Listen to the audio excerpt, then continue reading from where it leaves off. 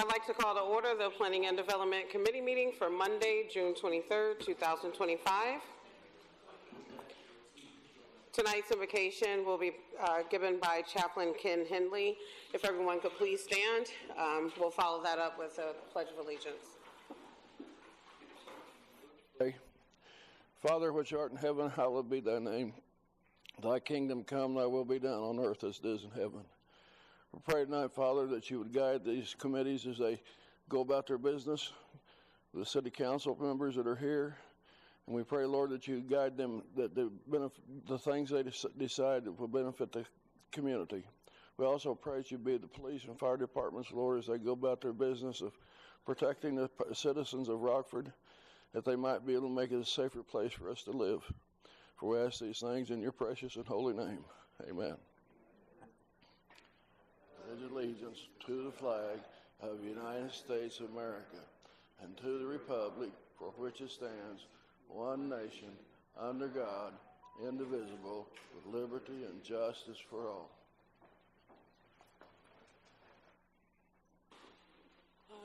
We're going to start tonight with our public speakers. We do have 4. Just as a reminder, we have 2 microphones located at the back of the horseshoe. We just ask once you hear your name called, you step up to the mic. You will have 3 minutes to make your comments, at which time you will hear an alarm sound. We do ask that you bring your comments to close at that time. Our first speaker tonight is Prophet Yusuf.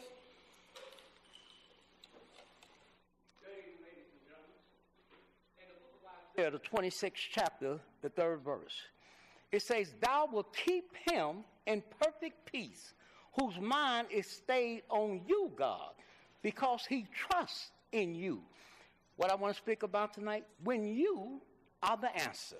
What do you do when you are the answer to your own advice? Joseph was the only one who could interpret Pharaoh's dream. He knew what Pharaoh needed to do to ensure that his nation would survive the coming famine. And he clearly laid out the plan of success for the entire land of Egypt. Pharaoh was looking for answers, and Joseph had them.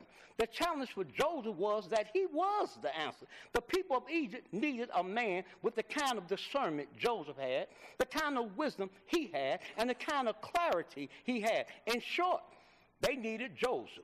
God had invested 30 years preparing Joseph for this moment, so Joseph was ready when the time came for him to provide wise answers.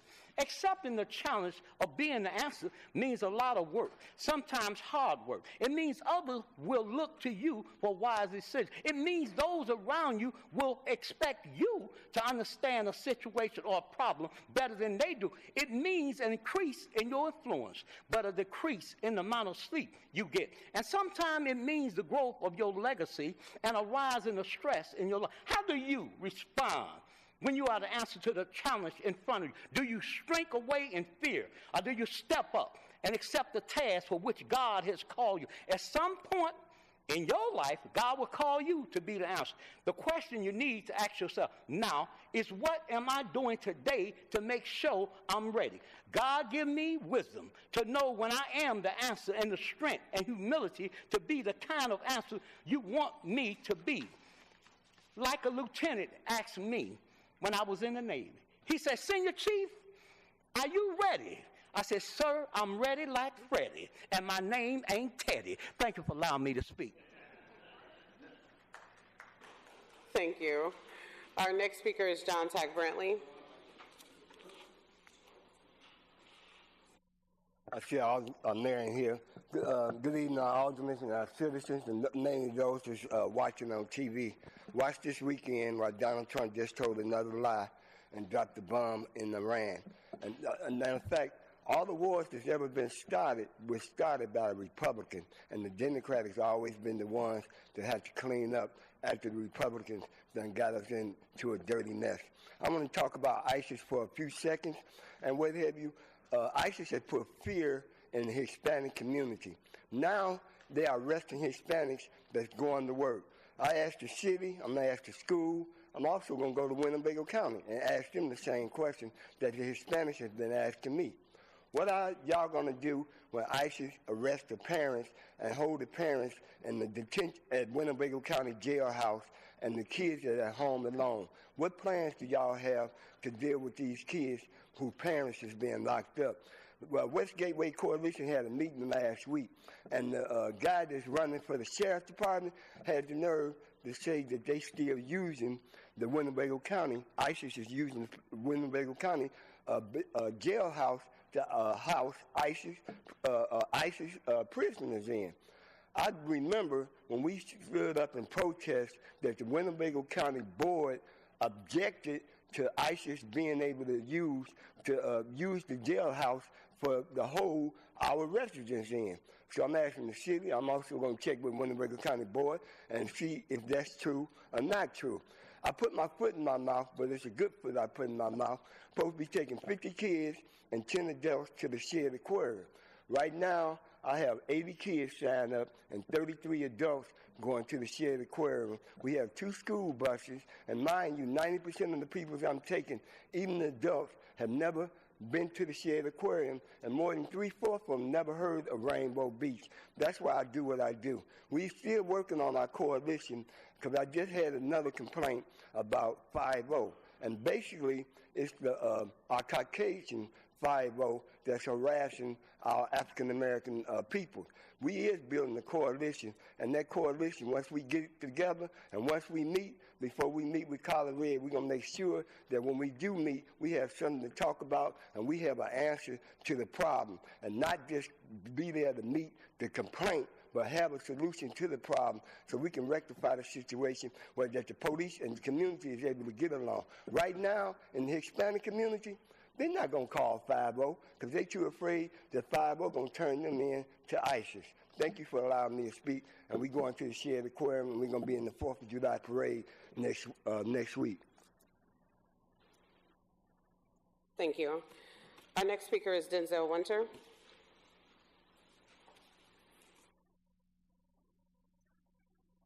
Good afternoon, committee people. My name is Denzel, and I have a question for you, Mayor McNamara. The other day, my grandson was stopped driving my truck. When he brought my truck home, he said the police had tore out the insides, tore up, was going to cut the top of my truck. He said they claimed who have said that they smelled marijuana in the truck, and don't nobody smoke in my truck. And I want to know, what do I need to do to have these people fix my truck back the way it was supposed to be? Because I shouldn't have to go through this. This is about the second time that's happened to me. And this is not fair. They're supposed to be protecting me. They're supposed to know the law. The other day, they had a guy on the ground, and he was chasing another guy, so they said, well, you could go. But before the guy could get up, he says, don't get up because that's a killer, talking about his dog.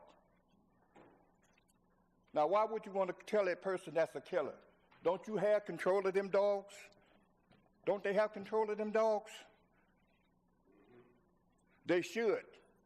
But as soon as somebody get ate up by one, or they fight back to keep from getting hurt by one, then they're going to jail because that's a police officer. I need to know, who do I need to talk to get my truck fixed back the way it's supposed to be? They try to say that my front light was out. I went and checked my front lights and my back lights. All of them worked. And that don't make no sense. I don't know what to do. I hate to keep coming down here every week complaining about what the police are doing. There's a time when you had a tattoo on your arm and you was a gang member. Now you look at the police officers, all of them got tattoos and teardrops under their eyes. If it's good for us to have that stuff off of us, they should be dressed accordingly too. But I need to know, who do I need to talk to, Mayor?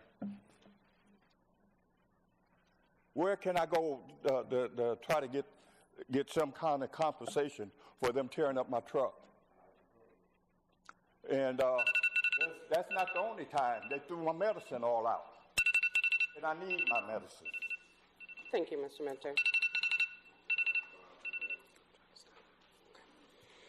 Our next speaker is Joseph Spangenberg. Thank you. Hi, everybody. I know you guys have seen me here a lot. Recently, as of yesterday, I had an incident next to my apartment building. As some of you guys may know, I live at 514 Chestnut Street, right on the corner of Chestnut and Court. Next to our building is a gravel lot owned by a supposedly abandoned building. Yesterday, there was somebody outside before the triathlon charging $20 for people to park there. I don't know if they were the owners or not, but besides that, my neighbor who parked there left a note on his car stating that he lives there and he's sorry, but there was nowhere else to park at that time. I later had to call him because the owners had told him that they were going to have him towed. On the note, they wrote it down. According to my research, at least according to city ordinances such as section 16-151, no person shall park without the owner or leasee of any private property, leave or park any vehicle thereon if there is in plain view on such property a no parking vehicle sign. There is absolutely no signage there. There is also no signage stating that no unauthorized parking is there, or according to the ordinances that I also found today, there is no towing signs or anybody else indicating who is in charge of monitoring the lot or anything else. The other ordinances I did find state that the sign must be at least no less than 4 feet tall. As of this morning, the sign at its tallest is 1 foot 7 inches above the ground on a pole that can easily be pulled up as long as the ground is wet. The sign has also been so diminished that you can't properly read it without being 12 inches in front of it. I have sent pictures and everything to Alderman Bell via his email, just as indication. I would like something to be done, if anything at all, due to the fact that during these events, nobody ever charges anybody to park there for any of the events that happen at the BMO Center. Nobody ever indicates that anything goes on. I've left my car there overnight because I fell asleep during a BMO event. Never had any issues, but it seems like whenever there is a large thing such as the Ironman where we should be coming together as a community, somebody's out there charging $20, but after the morning, there were people coming and going without paying or anything else. So those 8 to 10 people who were there in the morning, whether they were volunteers or just residents going to cheer on, they're out $20 cash with nothing there. I mean, there's plenty of other ordinances I can bring up, but I'll choose not to at this point in time. Thank you. Thank you. That was our last of public speakers. We'll move right into the planning and development agenda for tonight. Clerk, will you please call the roll? Here. Here. Thank you. Item 1 under committee reports is approval of proposed funding agreement with Miracle Mile Rockford in the amount of $30,000 of TIF funding through the East State and Alpine TIF District to support their 2025 work plan. Do I have a motion to approve? Second. Any discussion or questions? All those in favor say aye. Aye. Any opposed, same sign. All right, that item passes.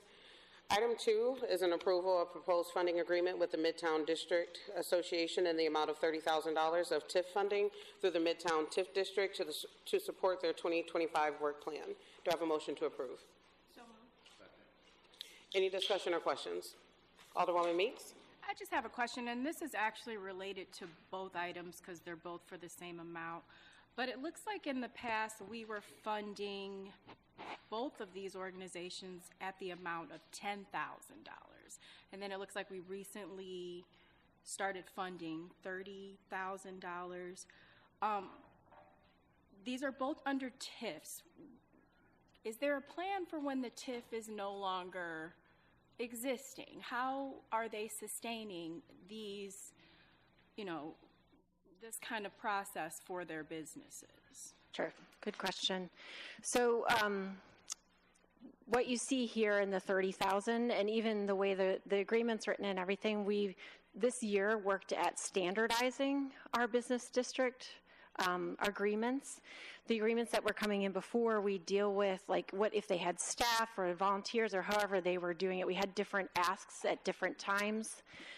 So this year, if you look at these are we're creating standardization. So other business districts like Miracle Mile and River District, others got more, or Swift also, closer to the 30,000. So we felt that we'd work with Midtown to see what work they were doing. Did they do the same kind of qualifying work? If they had the same agreement, would they be able to do what the other districts were doing for the businesses in Midtown? So they got the same standard agreement then as the others were getting. And our hope is then in the fall to open and do all business districts moving forward at the same time. So instead of having these staggered kind of request, it would be a standard request, a standard application. They'd all come to you at the same time, and you'd see similar opportunity for all the different areas of Rockford. For long term, as part of that standardization, we would like to start setting up a program where maybe this year was 30,000, but over the next few years, we start to bring that amount down because we'll be working with the business districts to grow their membership, to help expand businesses in their area, attract new businesses in their area. Theoretically, over time, we'd really like to get them to be in a more self-sufficient position where their membership is helping to pay for what they're doing. But we understand that right now some of the businesses are establishing their marketing, they're thinking through those kinds of things. So right now it's important that the city stand up these business organizations and help them get into those marketing habits, patterns, voice, whatever you want to call it. But over time, to your point, as the TIFs start to finish, we'd like them to be thinking about their sustainability plan. And can you tell me how long these TIFs have left for Miracle Mile and for Midtown? So I cannot, right off the bat, I can send that information out to you because the TIFs for each business district would be different years. Mm-hmm. So I can send that all out to you. Okay, thank you. Sure. Thank you. Are there any other questions or comments? All those in favor say aye. Aye. Any opposed, same sign. That item passes. 2 items under resolutions tonight. Item 1 is an approval of the City of Rockford Residential Anti-Displacement and Relocation Assistance Plan. Sorry, I'll give you time. Sorry. Do I have a motion to approve? Second. Are there any questions or comments? All those in favor say aye. Aye. Any opposed, same sign. That item passes. Item 2 is an approval of the proposed policy to establish a citywide framework to reduce food insecurity in Rockford by designating funding and improving access to healthy, affordable, and culturally appropriate food. Do I have a motion to approve? Second. Are there any questions or comments? Alderwoman Meeks. Thank you so much. I just want to say thank you for the framework. We've had conversations with the city related to food insecurity, and so I'm really thankful for what this is bringing to the table. When we did the housing framework, did we, I remember approving the actual framework, not necessarily the proposal for framework. Is that accurate, or am I missing a step? So, thank you, Alderwoman. And just to loop back on your earlier statement in regards to past conversations, you are correct. We've had a number of conversations with City Council, collectively and individually as aldermen in regards to food insecurity, access to grocery stores, and, you know, in part, the reason we're advancing this for discussion this evening, you know, as you are aware, this is an area in which our departments are already engaged as well. Health and Human Services operates, you know, or helps fund a dozen or more community gardens that has distributed more than 4,600 pounds of fresh vegetables to low-income families. Our Community and Economic Development Department has assisted in DCO grants, as well as talking to grocery stores for additional investment. And we have organizations outside the city of Rockford that are working collectively as a food insecurity committee. I know that some aldermen participate in. So we wanted to, you know, bring forward a policy and framework that came alongside those that are within our community that are already engaged in this process, also recognizing the work that has been done and will continue to be done by our departments within the city. So there is a policy and framework for consideration. It is by all means a draft, so subject to conversations, amendments, or changes as the committee and council feel appropriate. When we did the housing framework, we did receive a grant to help facilitate a community process where we engaged private developers, community groups, you know, city council to help guide that process. We didn't take that same approach here, understanding that there's work that's being done by a number of community members already. We felt, rather than starting the process over, it made sense to align where we felt that they were at and identify this issue further with a policy for consideration by committee and council. So that's sort of how we got. But we did ultimately vote on a housing framework plan through that process that I described.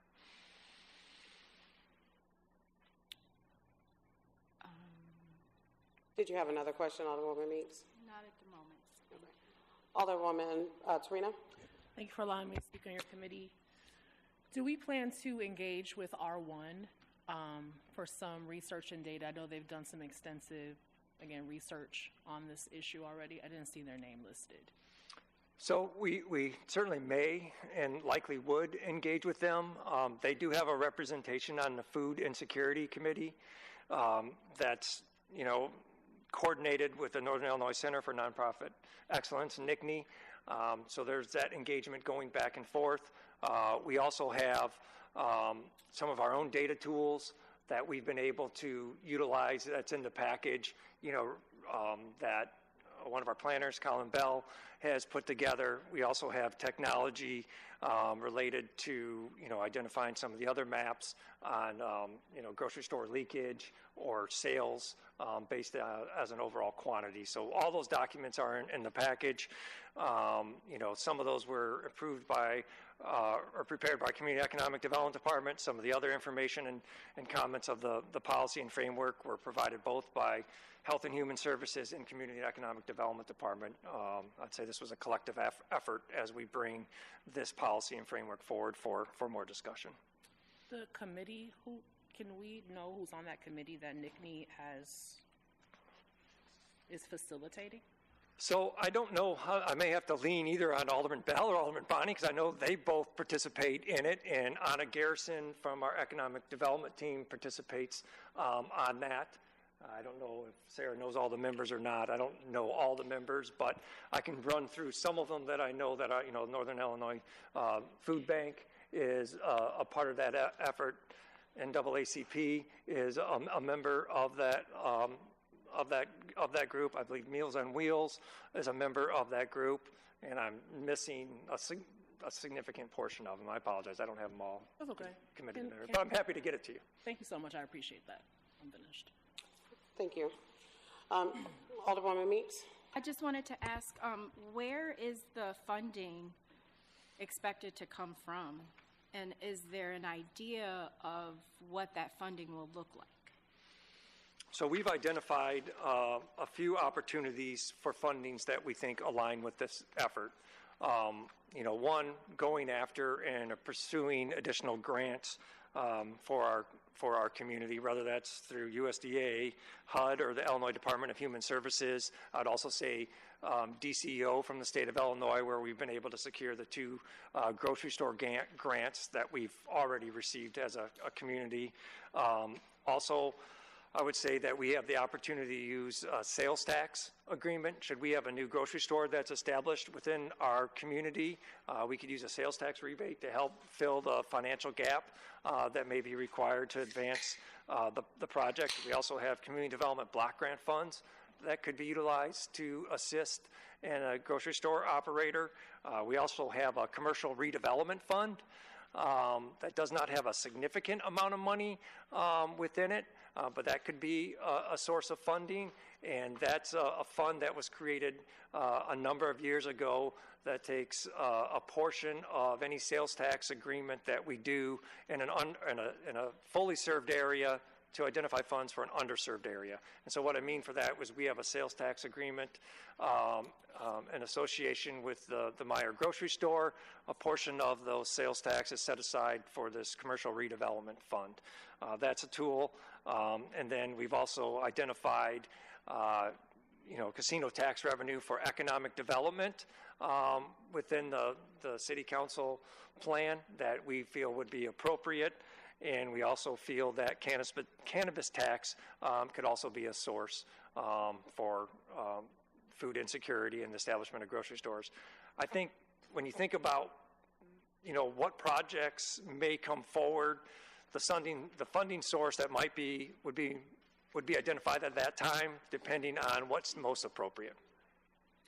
So we're just approving the idea that we want to put this all together, this food insecurity plan, framework. This is what we're approving, that we want to go forward with approving the framework. We have yet to solidify where the funding is the amount of funding that will go towards it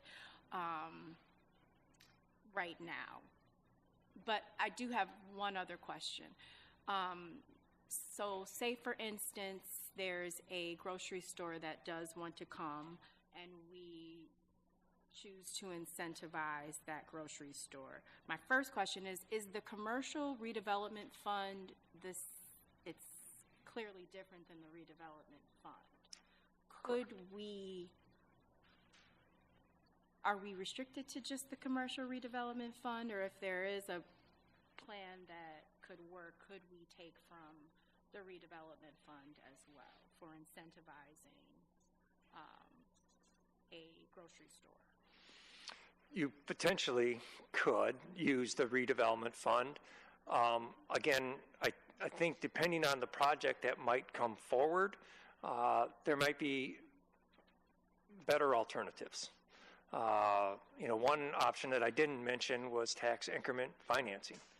If someone wanted to create a new grocery store in an area that meets the statutory requirements for a TIF, that would likely be a very appropriate utilization of the TIF, and that would be the appropriate funding source for it. We have some, stores that historically have been grocery stores that are vacant.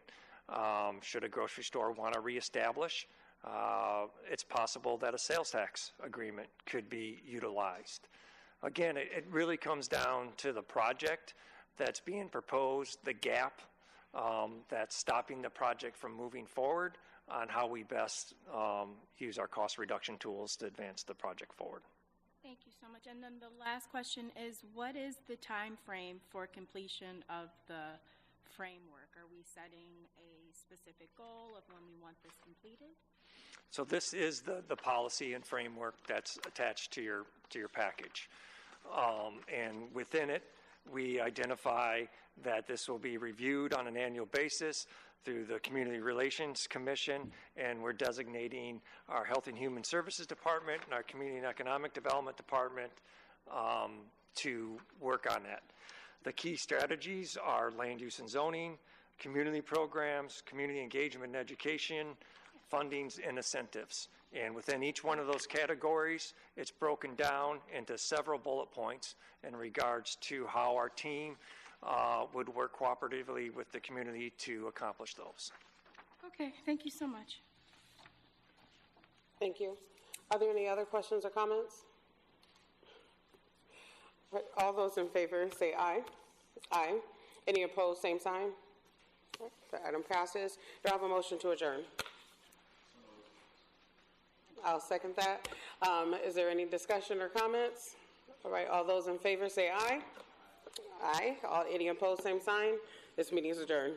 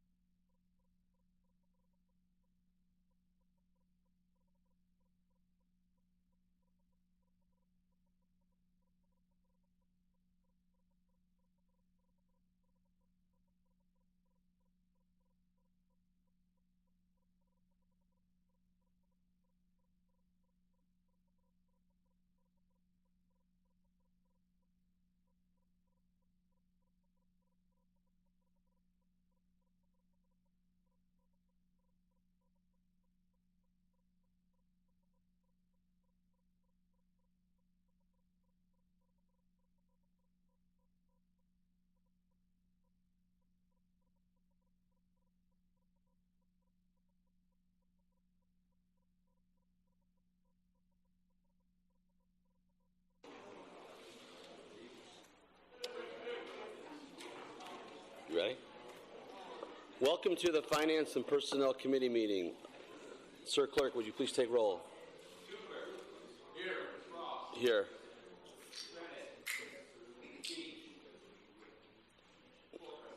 Thank you.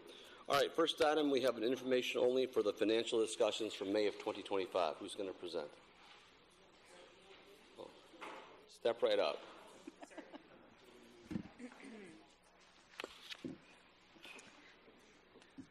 So general fund revenue performance year to date is more of what we've seen previously, and I'll note that PPRT, or replacement tax, which has been our concern so far this year, after 4 of 8 payments, is now down about 43%, or $3.9 million.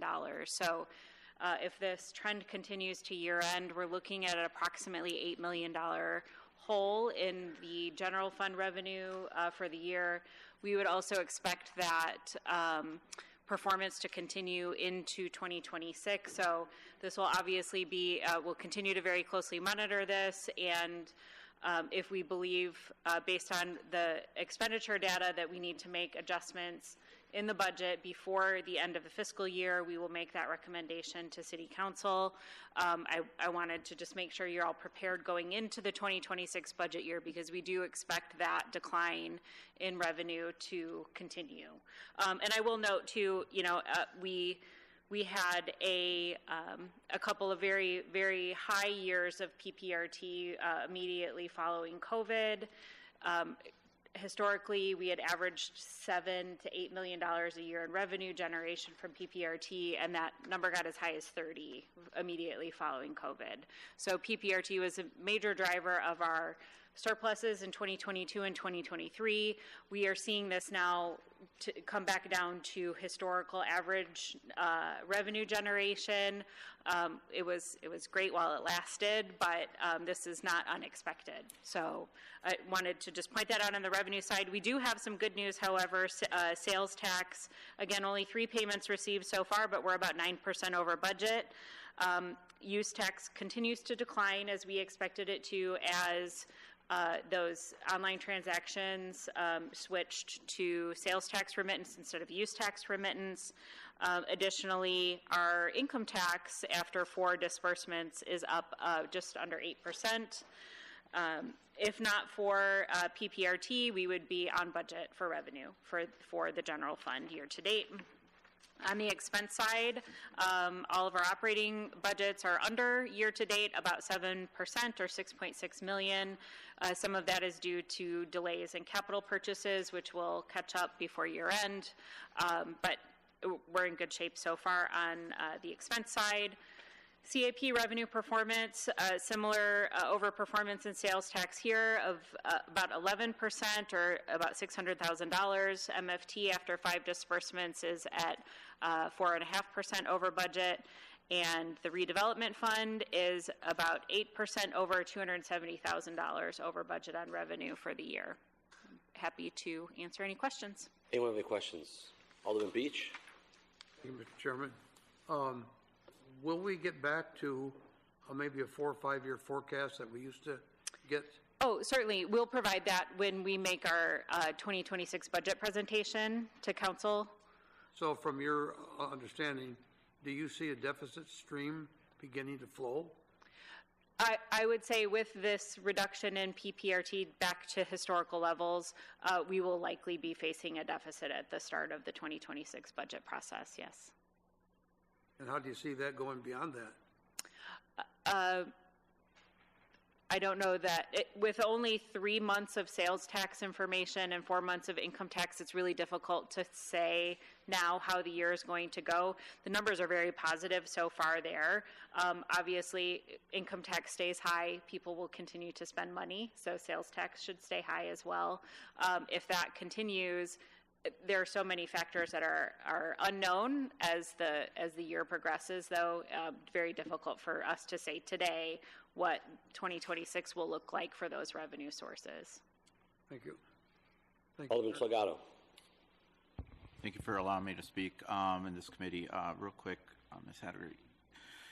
Question regarding the overtime, both in the police, the fire, the 911. I'm seeing $2 million versus 1.7. Same with the fire, 65%, 71% compared to last year. Is that trend going to continue, and where do we anticipate? I know that we talk about, there's some staff that still hasn't been hired. We'll absorb some of that. But I'm just continuing to see this overtime increasing from that perspective. And so I just wanted to see what the thoughts are there. Is there any inclination of, that we're going to continue to overspend and have an impact to our overall? Certainly. So on the police side, we believe that the overspending and overtime will be offset by salary savings due to the vacant positions there. So while we would love to get those positions filled, we're in a situation now where we do have to hire back to meet staffing requirements because of those vacancies. On the fire side, we have council has agreed to what is effectively an overhiring beyond what our normal authorized strength is to prepare for an expected departure of over 30 firefighters in 2026 with the maturation of a VEBA, a retirement health benefit program. As those, we will have a recruit class coming online in the fall that should add to our daily staffing levels. That should help address those overtime numbers. However, we do have daily manning requirements in the fire department so that if we have injuries, we have sick utilization beyond what is originally anticipated, a number of factors that play into daily staffing levels.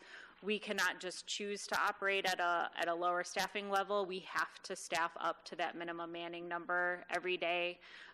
So that makes overtime utilization sometimes unpredictable in the fire department. All right. I just, if I may follow up, just if we could let the staff know about, that concern from my perspective. Just, I understand it's very difficult to hire some folks sometimes because of competition, whatever it is, and trying to fill those roles. But I think we really need to offset some of those costs from that perspective. I just, to see overtime that much is from year to year is, sure. And so I can see maybe there was a catastrophe here and there, whatever the case may be, where, certain things like that. And I'm not in that world, so I can't say, what's the cause there. But it does bring a flag there from Sure, my perspective. absolutely. Right? And so just if you could relay that information out, from particular city council members, that's one of the things. Real quick on planning division, I noticed that you guys are running a little bit slightly higher, 41 versus 50%, I think, in expenditures year to date. Is there any inclination that says that we're going to come within the ballpark of what their budget is for this year, or do we anticipate, continue increase on that to potentially be overspent on that budget? So I'm looking at page 26 of the packet.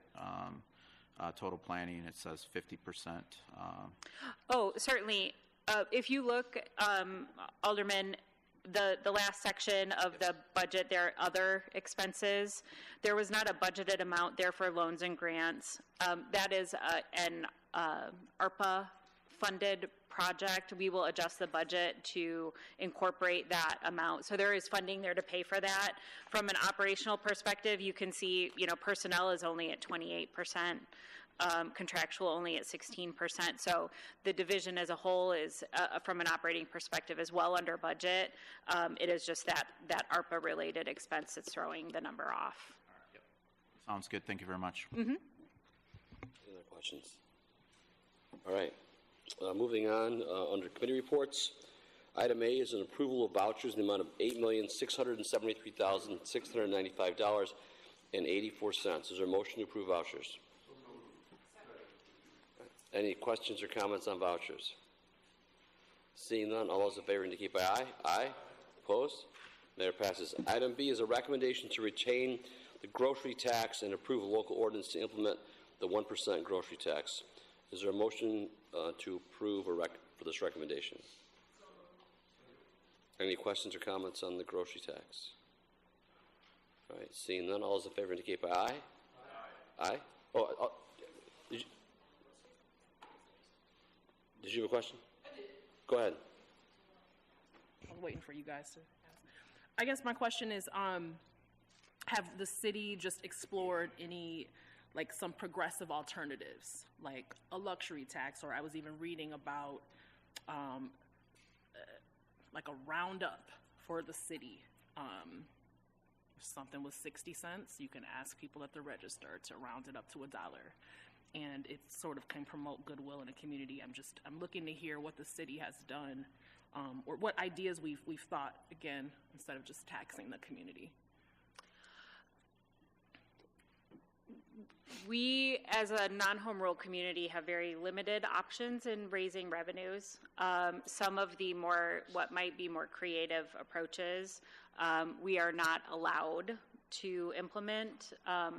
Just as a reminder, as a non-home rule community, we can only levy taxes that the state explicitly grants us authority to levy. Okay.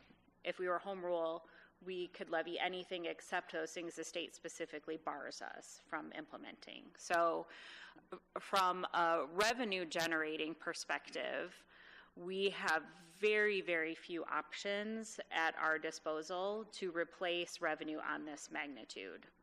$7 to $8 million is more than, even what our utility taxes, which were the last significant revenue change we implemented, more than what they generate. So while I would love to have a creative alternative to this, legally we don't have those options available to us. Thanks for making that clear. Mm-hmm. Thank you. Any other questions? Alderman Bell. Thank you for allowing me to speak. Director, can you, for the folks at home who are watching, kind of explain to us how we got to this point today, please?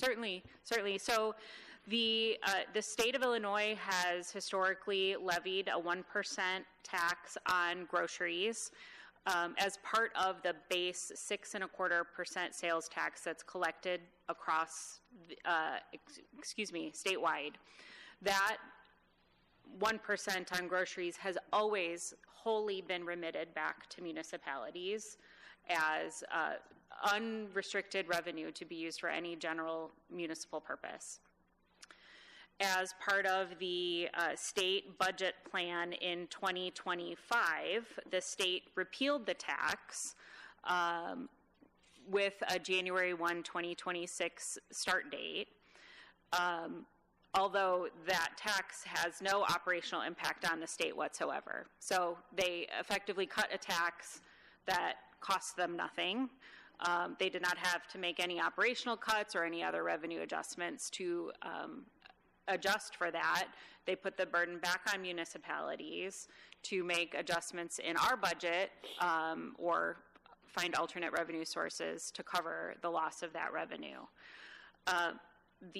As part of that legislation, the state also approved the levying of a local sales tax on groceries. So any community, regardless of home rule status, can approve a local grocery tax up to 1% that the state will continue to collect just as they are now and remit back to the municipalities just as they are now. So what we are recommending is to continue to collect the 1% grocery tax that residents are already paying without interruption. So we would need to approve this ordinance and file it with the state of Illinois by October 1st in order to have no interruption in revenue collection on that tax.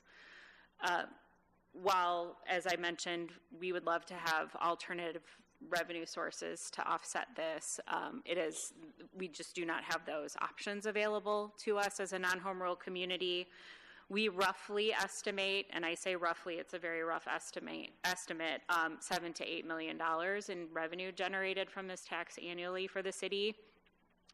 To put that in some context, that is payroll for the mayor's office, city council, legal, HR, and the finance department combined. So, we're talking about over 50 employees, effectively the support mechanism for all of our operating funds we would not be able to continue to pay for. Obviously, logically, we can't cut all of those departments to make this sort of a reduction in our operating budget, so we would be looking at significant impacts to core services if we were not to continue this tax. I will say, too, that over 200 local governments throughout the state have already approved this tax, with more on the way. Locally, Rockton, Oregon, Machesney Park, Loves Park, Byron, Winnebago are all also moving forward with implementing the locally imposed 1% grocery tax. Alderman Trina. One more question, and I just had to make sure I understand this, because I'm reading, it says, you probably already said it, but I got to make sure I understand. The tax is collected by Illinois Department of Revenue and remitted in full to municipalities throughout the state. And then it says, while we do not have the ability to say with certainty how much revenue the current statewide, the whole statewide. But you know that ours is, never mind, I got it.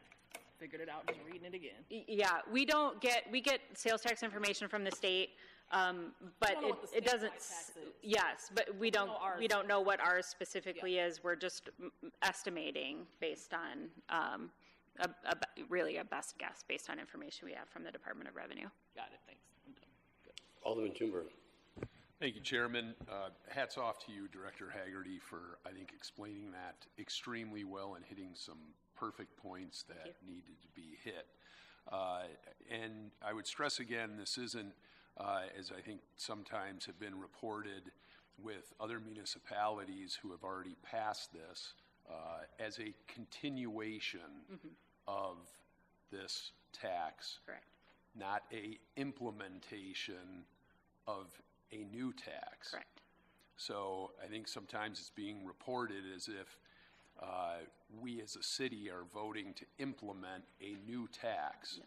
This is a tax that already exists, and to have that cut to that extreme of $7 to $8 million to our municipality and affecting our core services would be detrimental, especially after we have heard tonight we are going into a possible $8 million hole for fiscal next year. Correct, yes.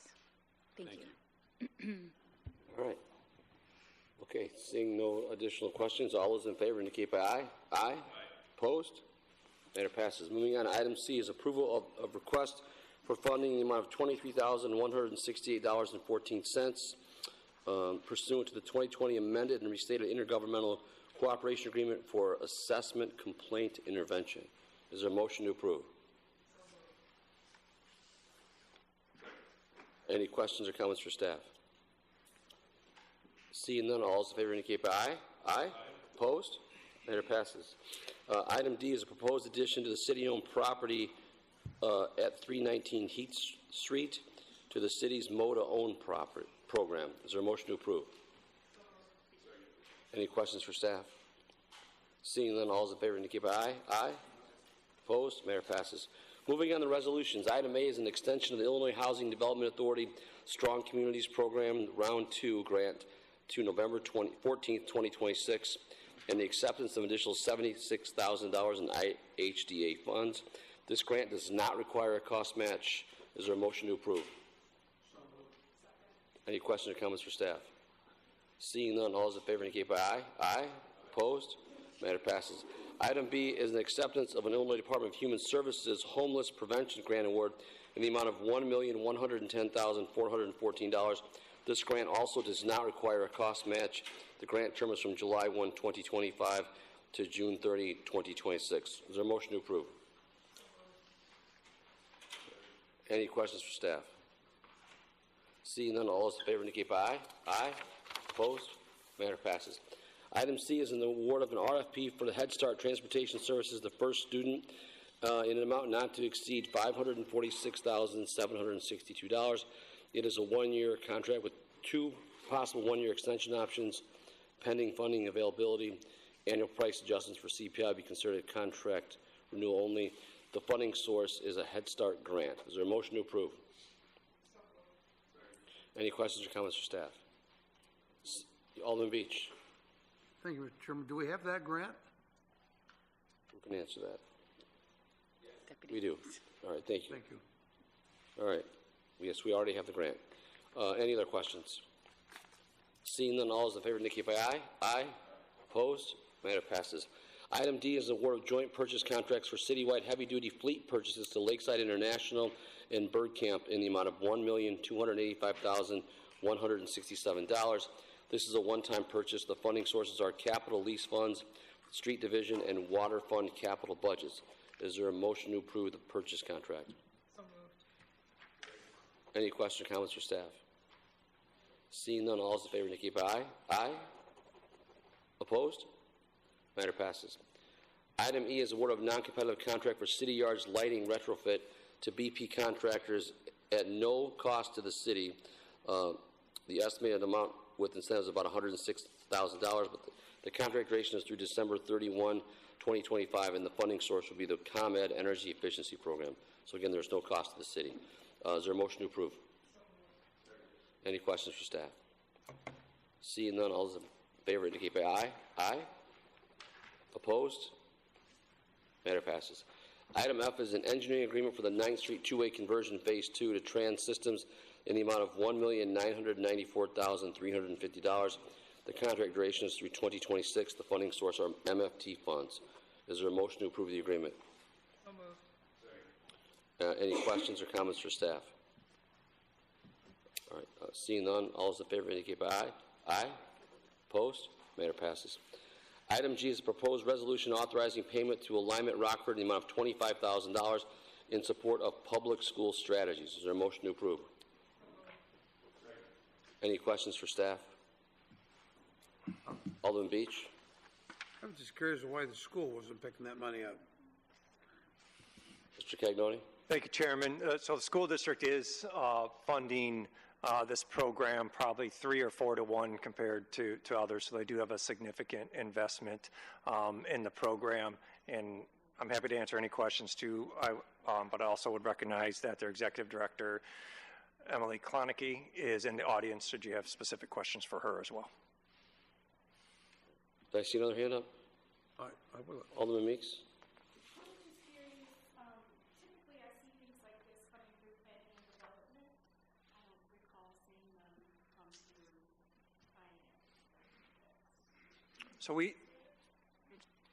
So we have items that potentially could go either way to P&D or finance and personnel. And since this wasn't an extensive development agreement, but a resolution authorizing payment of the $25,000, that's why we went through finance and personnel.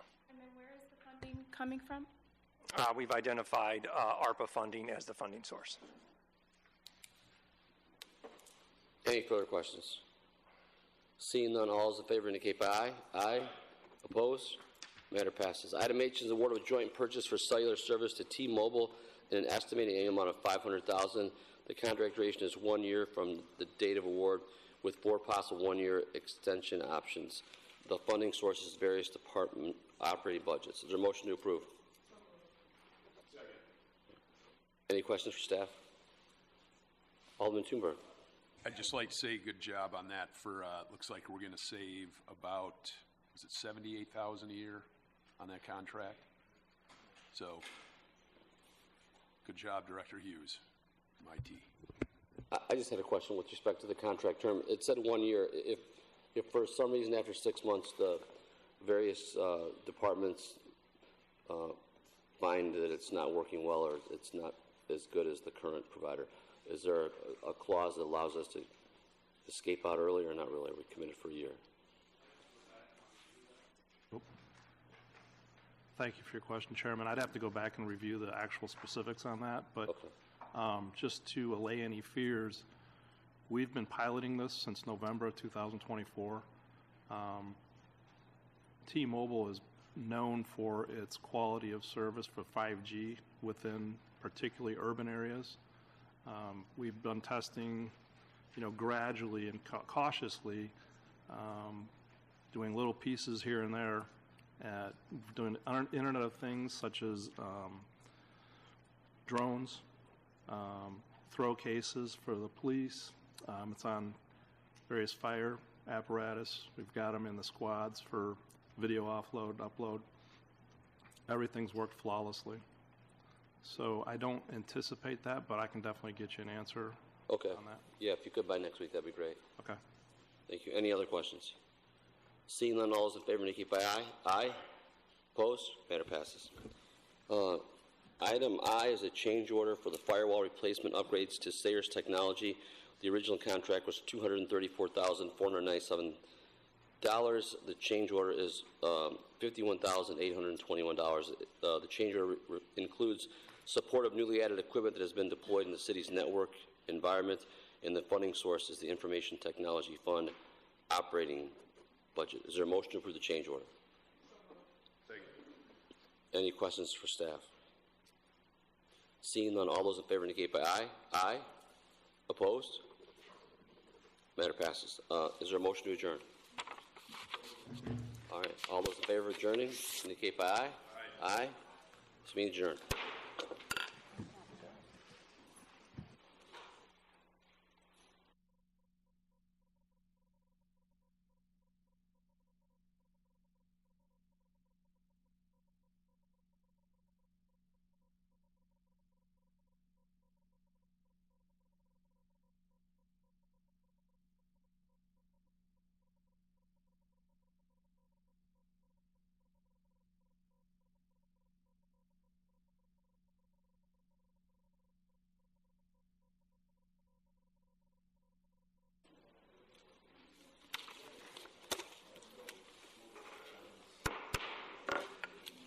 Welcome to the Codes and Regulations Committee meeting for Monday, January 23rd.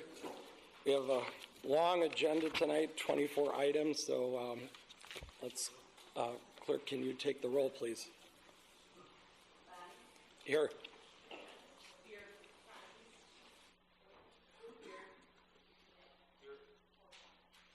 Thank you. So our first 7 items are all Traffic Commission recommendations. Number 1 is Martha Avenue, Mary Court.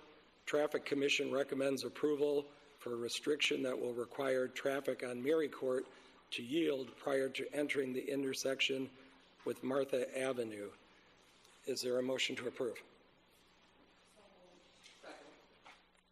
Any questions or comments? Alderwoman Terina. Thank you, sir.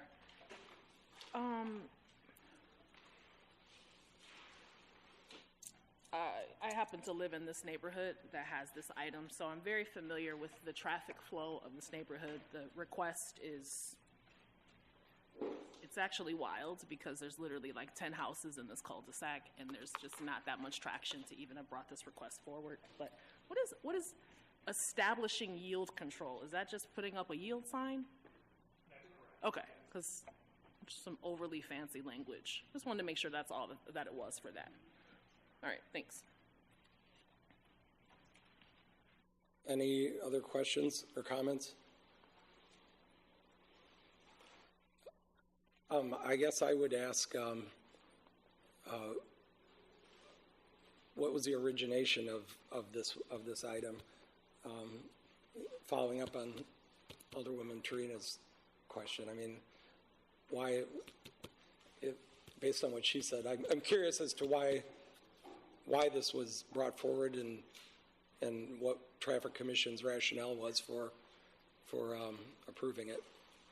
So the requester brought forward many items. This was the only one that actually received an approval. The original request was for traffic control. I think he was more wanting a stop sign, but the Traffic Commission didn't feel that a stop sign was warranted there, and so they opted to make the recommendation for a yield sign, which really just establishes who has the right of way and kind of assigns who's going to get the ticket if there happens to be an accident at the intersection. Okay, thank you. Let's do a roll call vote on this one. Aye.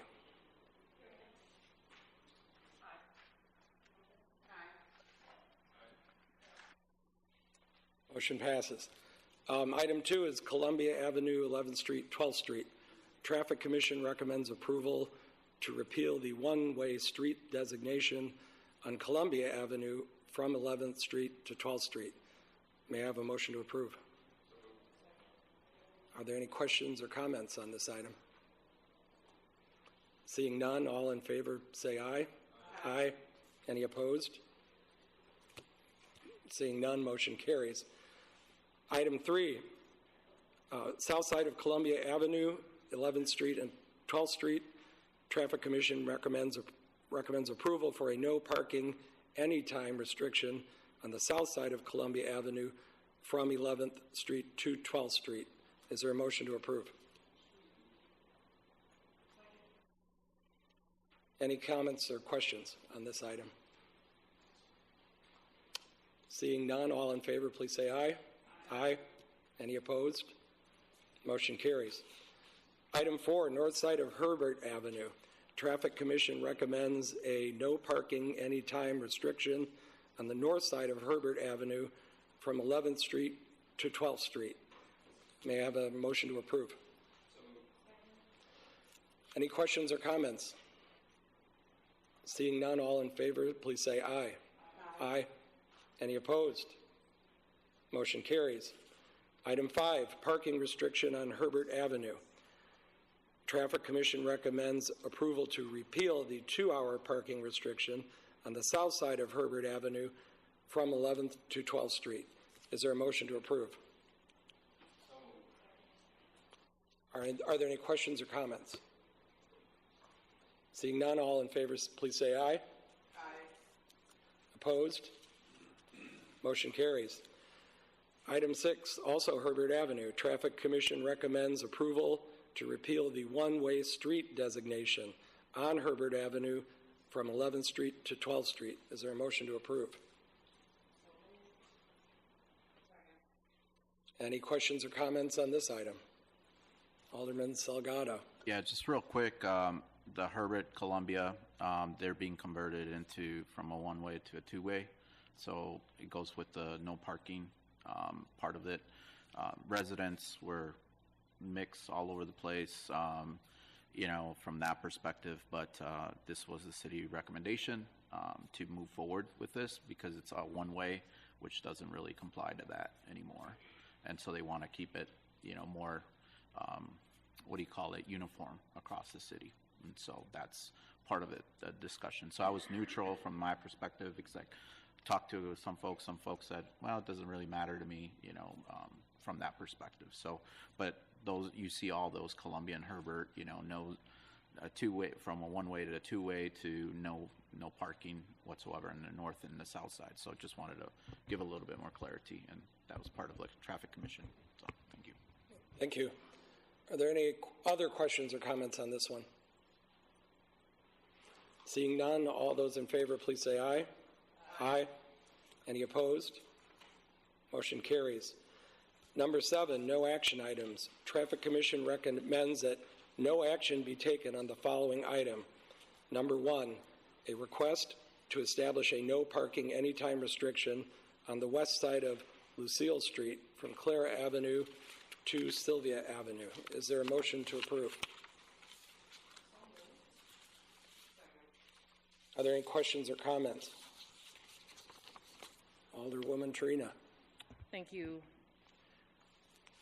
So this is on the street that I live on. I love when I get things on my street or things that impact me, because then I can understand the user experience of being just a resident of Rockford. So I got a letter in the mail from Public Works, and I'm going to read it. It says, the Traffic Engineering Division has received a request to establish a no parking anytime restriction on the west side of Lucille Street from Clara Avenue to Sylvia Avenue. The Traffic Commission would like to ask you for your input on the enclosed survey form. Then it gives you directions on where to send it. So when I open up the survey form, it says, establish a no parking anytime restriction on the west side of Lucille Street from Clara Avenue to Sylvia Avenue. And it says, check here, do you want it or do you want to leave it as is? I have no context at all as a resident as to why, who made the request? Why would how do I know whether or not I want to say yes or no? So for me, as the resident of the street, well, I started talking to my other neighbors and they're like, we didn't even understand it. So in the future, I think that we should give residents a little bit more transparency and context on these forms, because they had no idea like what it even meant. So I wanted to just give that feedback. It ultimately obviously was ruled against, but we asked them to return a survey form and gave them no information as to how they could have made an informed decision. Do you want to address that? I just have a couple questions. Would the recommendation be to post the name of the citizen that made the request as far as context, or? I mean, let's just say, for example, it was the fire department couldn't get through the street. So that would have been helpful to say, we got a request from, you don't have to say the name, but perhaps it could have been, we received a complaint from a resident and here's why. Because in this particular instance, what I know was it was more of a retaliatory effort and not necessarily a safety issue in the neighborhood. That's why we got Mary Court and the rest of the other issues, because the resident that turned these in, they didn't like that there was a no parking sign put in front of their residence. And so then the retaliatory action was, we're going to turn in the whole street, right? So I understand you guys had to do your due diligence and going through all the processes, because they did bring up some safety issues that I just agreed upon. I just voted yes. However, me, like I said, I live on the street, so I definitely had opinions about it, but even as alderman, I didn't even know. Nobody even sent me an email that said, hey, this is what we plan to do with all of these different things. But again, it was just a learning opportunity for me to see what residents were going to get in the mail. I happened to be one of them. So just some consideration to think about for the future. So do you agree with the Traffic Commission recommendation on no action? Absolutely. Okay. The other I actually question. submitted a letter because I wasn't able to attend the Traffic Commission meeting. I had a ward meeting that night, but I did submit a letter stating that it wasn't in the packet. Are there any other questions or comments on this item? Seeing none, all those in favor of no action on this recommendation, say aye. Aye. Any opposed? Motion carries. Okay, item 8 is honorary name change to Johnston Avenue. Request for an honorary street name change on Johnston Avenue, renaming a portion of West State Street to Jefferson Street, Carl E. Pons Way, in honor of Mr. Carl E. Pons, founder of the Pons Funeral Home. Is there a motion to approve? Are there any questions or comments? Alderman Bell. Thank you, Chairman. Colleagues, I ask for your support today to move this item forward to honor a remarkable legacy in the city of Rockford. In 1975, Mr. Carl E. Pons opened Carl E. Pons Funeral Home on North Johnson Avenue. Since then, for 5 decades, Carl, his family, and their dedicated staff have provided compassionate, dignified service to our community during its most difficult times. I ask for your support in approving the honorary street naming of North Johnson Avenue to Carl E. Pons Way in the 13th Ward. Thank you. Are there any other questions or comments? I would ask, other than the fact that it's the 50th anniversary of this business, typically when we see these, there's a little more background on justification for why we should name the street after anybody, including maybe charitable work that they've done in the community. I think the most recent one that was before this committee might have been even turned down. I forget for sure, for lack of background. And I was wondering if you can, for example, Lino's Restaurant had its 50th anniversary a couple of years ago, and we didn't name Arnold Avenue after the Batista family. I'm just curious what else there is to justify the street naming. If I may, yep. Maybe anyone in the room could speak to this too. Not just Carl E. Pons, but the family itself have made tremendous impact in this community for 50 years and more, whether that be being a philanthropic donor to several nonprofits in this community, running right now a family member is the board president of Northwest Community Center. They serve on boards. The family has been, again, impactful, sponsoring a baseball team at Roy Gill Ballpark. I think anyone around this horseshoe could speak to the legacy and impact of Carl E. Pons. Specifically, they've been an anchor in the corridor on the 13th Ward on Johnston and West State Street. Thank you. Alderwoman Meeks. Thank you so much for allowing me to speak. There aren't a lot of businesses in this area that speak to Black culture, and so I think that this particular business, when it comes to the Black community, it's a business that we are also very proud of, and so I know that they have put forth so much charitable giving, just like Alderman Bell mentioned. They sit on boards, plus just the simple fact that this is a business that has been along for a very long time, sustaining in this community, has done incredible things for families who maybe can't afford to be buried. There are things behind the scenes that this particular funeral home does that many do, but it particularly caters to the Black community and communities and individuals throughout Rockford, I will say. So it's not very specific, but I think it's very clear in the work that they've done and the fact that they've been around this long that they are very deserving. And I think if Lino's or whoever else wants to get a road, then they can absolutely apply for that, because they've been around for a long time and people honor that business as well. Thank you. Actually, Alderman Bell did give some specifics that would have been nice if they had been in the application. I wouldn't have asked. Alderman Bell. Sure, more than happy to on council floor today. I am the applicant on behalf of the business and the family.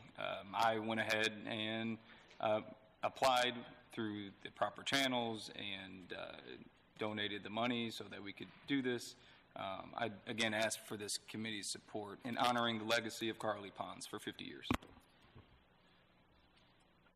Any other questions or comments? Alderwoman Turina. Thanks. I'm just going to be very brief.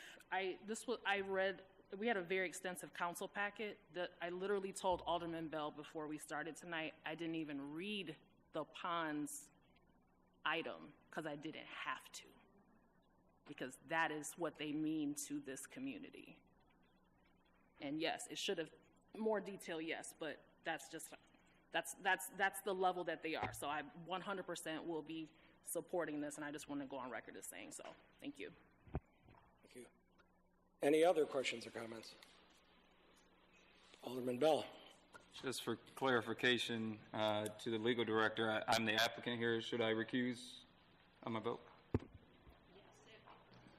Yes, Alderman Bell, it would be proper for you to recuse yourself since you're the applicant in this matter. Thank you. Any other questions or comments? Seeing none, let's do a roll call on this one. Aye.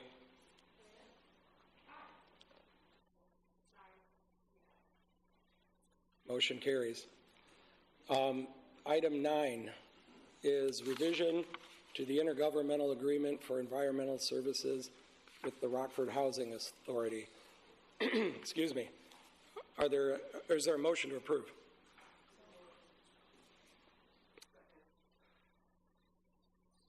Are there any questions or comments on this item? Seeing none, all those in favor say aye. Aye. Any opposed? Motion carries. Item 10 is the pre-annexation agreement of 4075 Kilburn Avenue. Is there a motion to approve? Any questions or comments? Seeing none, all those in favor say aye. Aye. Any opposed? No. I'm sorry. One no? Oh. One no? Okay. Motion carries. Number 11, 602 North Madison Street. Zoning Board of Appeals recommends approval of a special use permit for a mural in the south side building wall in a C4 urban mixed-use zoning district at 602 Madison Street. Becky Haddad for Mary's Place is the applicant. Is there a motion to approve? Any questions or comments? Alderman Thunberg. Well, thank you, Chairman. Yes, I would like to say thank you for the submission of that. You have 3 minutes, by the way. All right. Did you say 30? No. Oh, okay. I would like to say thank you for the submission of that picture. It looks fantastic. I appreciate Bunny Carlos and our lost friend recently, Dan McMahon, who was a great musician in our city, as well as constituent, his parents. And I was wondering if you, Chairman, and the First Ward Alderman had anything to do with the contributions to some of the other things pictured in that. And that can be a yes or no answer. No. Oh. I deny any involvement. Not surprised at. So, hey, great artwork, though. Thank you, and that'll look terrific in the Third Ward. I don't know if the First Ward Alderman wanted to respond to that. No. Also none. Any other questions or comments? Seeing none, all those in favor say aye. Aye. Any opposed? Motion carries. Number 12, 5918 Elaine Drive. Zoning Board of Appeals recommends approval for a zoning map amendment from C1 Limited District Office Zoning District R3 Multifamily Residential Zoning District and a B Special Use Permit for a planned unit development for 4 3 units and 3 4 units in an R3 Multifamily Residential Zoning District at 5918 Lane Drive. Welcome Home Residency Incorporated is the applicant. Is there a motion to approve?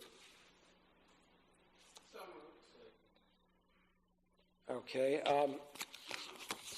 I'm actually going to speak to this first because you should all have on your desks a request from the developer to amend the ZBA recommendation as follows. So I'm going to move that we amend the conditions of approval on number 1, Condition number 5 shall be amended to include, consistent with applicant's modified proposal, development shall preserve any mature trees on the property as feasible.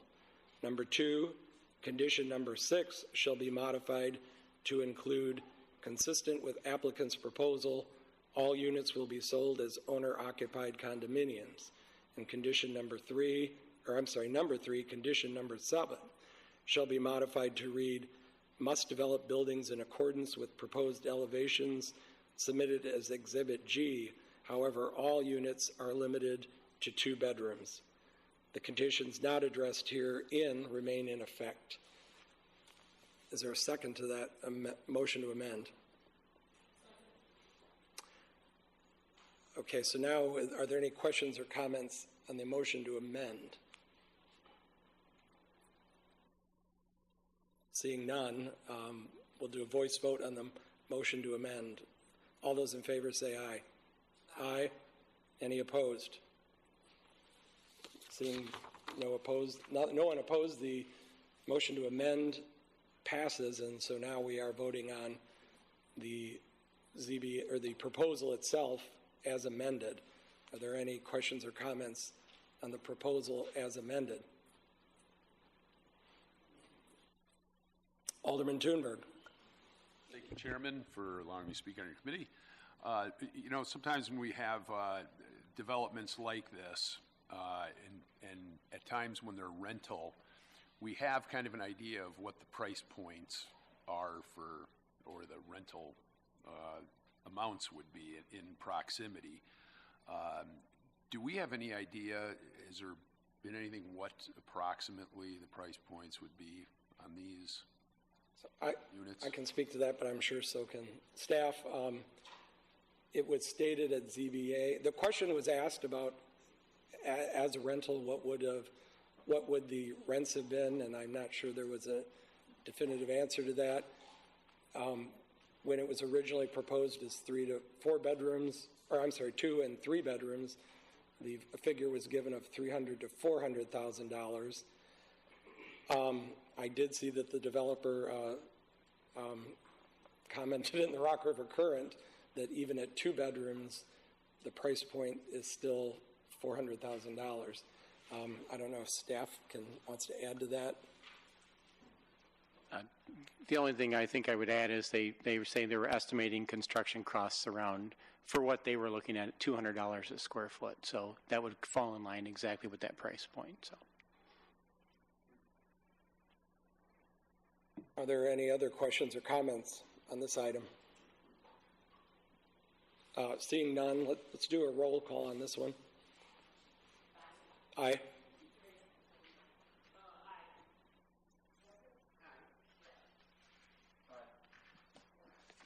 Motion carries.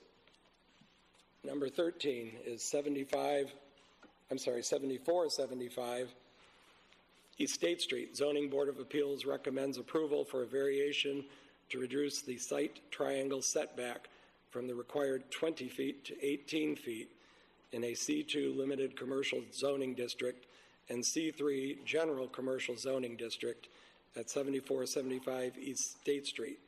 Smart Signs Incorporated for Machine Shed LLC is the applicant. Is there a motion to approve?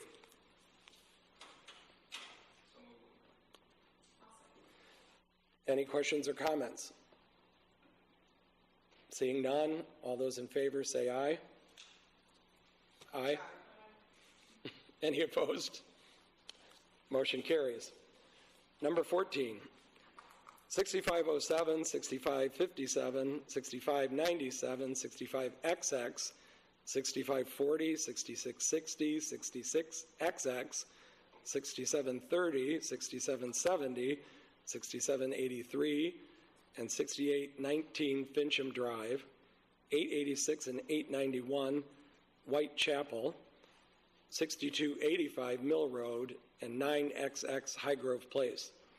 Zoning Board of Appeals recommends approval for a special use permit for planned unit development consisting of 68 single-story duplexes, 60 two-story duplexes, and 52 two-story 4-unit buildings in a C2 limited commercial zoning district at 6507, 6557, 6597, 65XX, 6640, 6660, 66XX, 6730, 6770, 6783, and 6819 Fincham Drive, 886 and 891 Whitechapel Lane, 6785 Mill Road, and 9XX Highgrove Place, FLVS LLC for AC Johnston / William Charles Real Estate Investment LLC is the applicant. Is there a motion to approve?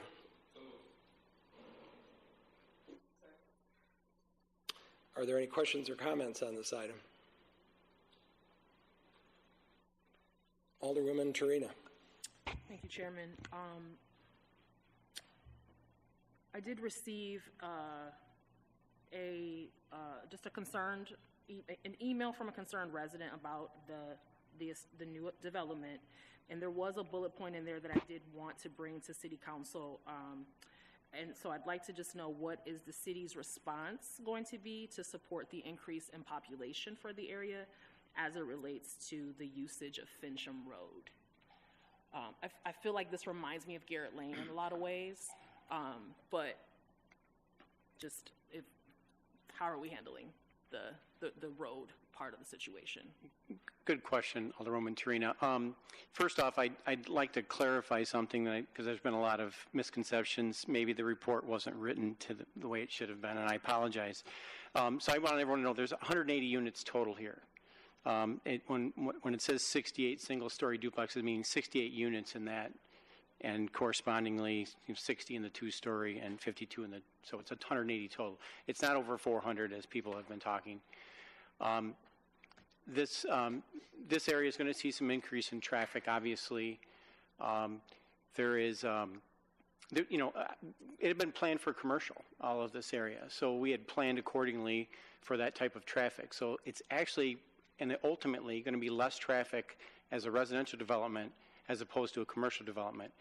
The residential development, in terms of trip generation, and I know Mr. Carter's not here to explain all that, but what could be as many as 5 times as much as residential would be. So this will be a lot less dense in terms of the way it could have been developed originally. So. And I just want to verify, because I remember reading the Rockford Current article, and they were talking about that it was affordable housing, but according to everything I've read, it's market rate. So can we just clarify again, what is the structure of what these units are going to be? Good question. I think what the developer means is that they're going to build a quality unit and try to keep it at an affordable price. That they're not going to go in there and use top of the line everything, and boost the price up and therefore have to boost the rents up. Probably keep something fairly solid, middle of the road, so that it would be affordable. And there's a variation in the type of units here in terms of size. So there'll be an availability for different income levels to afford this. So. Thank you. I just want to. I just feel like I just want to make this comment. There's a lot of development on here, and I like it, but I'm not seeing anything affordable. And I'm not an economic development expert, but it's like it's got to be some point where we may be moving in. We're doing too much market rate and not enough affordable. And I know that there's more to the story. We got to get the people that are signing up to build affordable housing to complete their projects. I get it, but there's a lot of market rate coming into this city, and I just want us to keep remembering that not everybody here has an aerospace job. Yes.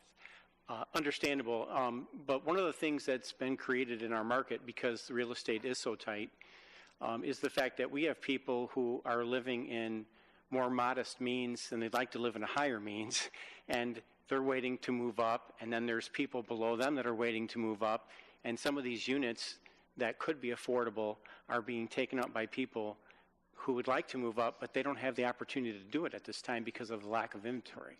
So hopefully this will help that, and some of these people will move up to this, and they'll free up some more affordable units that will be available for people who don't make as much money.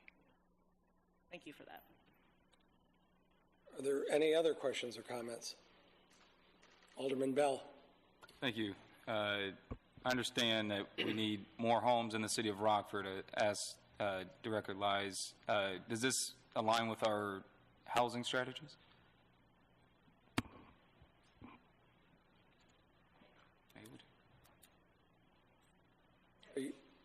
Are you asking staff?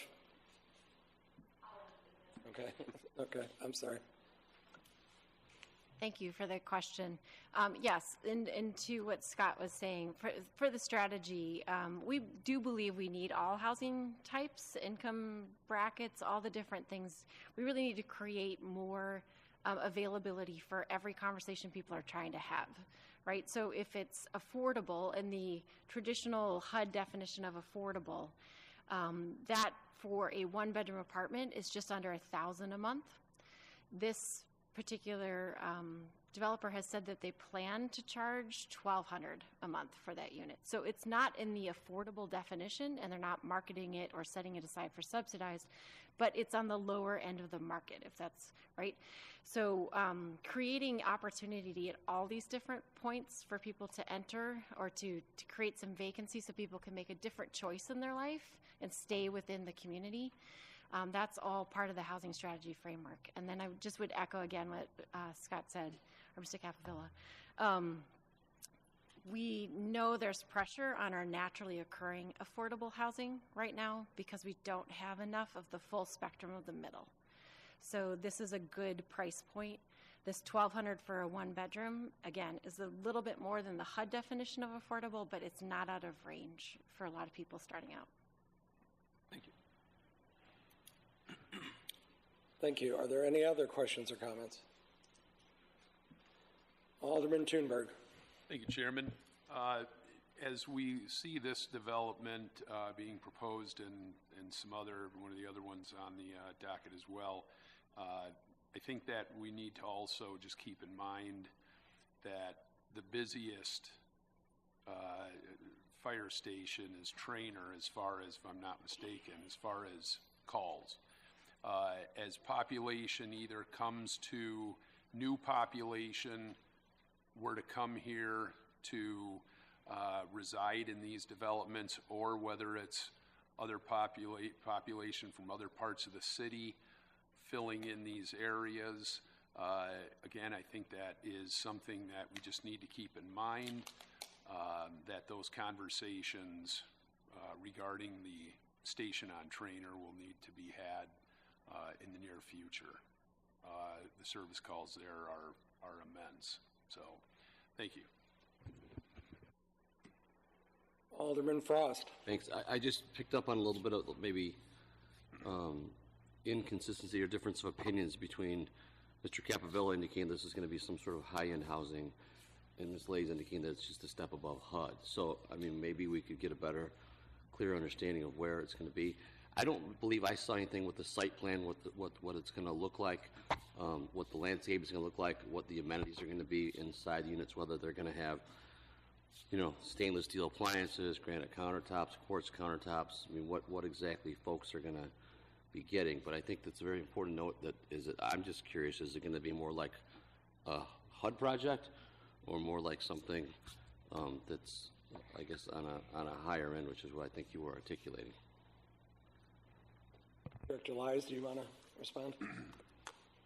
So I think that I think they're balancing the in between. So it's not necessarily it's not going to be high end finishes, but they are doing a nice elevation, or they're planning on submitting plans for elevations that match the neighborhood. Make sure that as much as possible this fits the character of where they're building.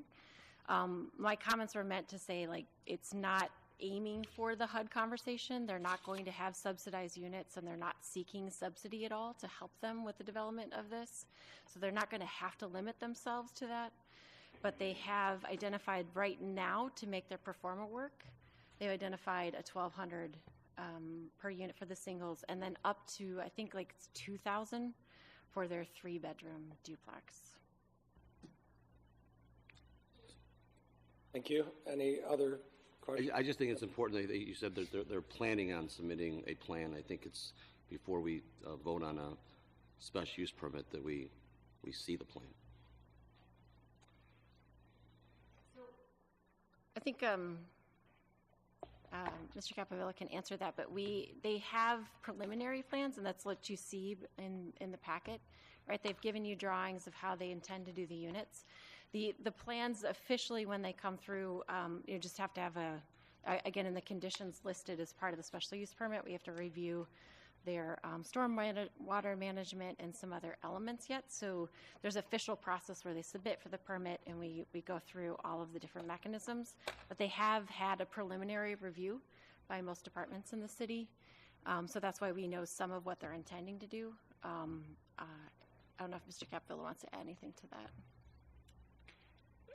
The Director Langes would be correct. The south lots on Fincham that are on Stonefield and Highgrove Place, they already have sewer and water available. Someone can come and get a building permit tomorrow if they wanted to on those lots. The other properties are going to need some engineering, obviously. So we're going to have some civil drawings that'll be done by R.K. Johnson. Once those are through Jeremy and his staff, we'd have approval. Then at that point, then we'd be able to issue permits for that as well. So, any other questions or comments? Alderwoman Meeks. Thank you so much for allowing me to speak. I just want to clarify, this is a zoning conversation, right? Correct. Talking about zoning. Okay, I would hate for us to get too much in the weeds of this conversation. I know it's a lot going on right now, but right now we're just approving the ability for a special use permit for a planned unit development consisting of these numbers of units, so on and so forth, correct? Correct. Okay, thank you so much. Any other questions or comments? Alderman Durkee. Thank you, Mr. Chair. Just wanted to ask Mr. Capovilla, there was some comment about fire access, which may change the scope of the project. I think the concern are the... Alderman Durkee, can you pull your mic in? I think there's a concern, was it on Fincham, where the on fire access coming from Mid-America behind the commercial property, right? There's no fire access back there. Is that what they were talking about? No, the access aisles that are shown through the property here will have to be able to handle turn radius for the fire trucks. Okay.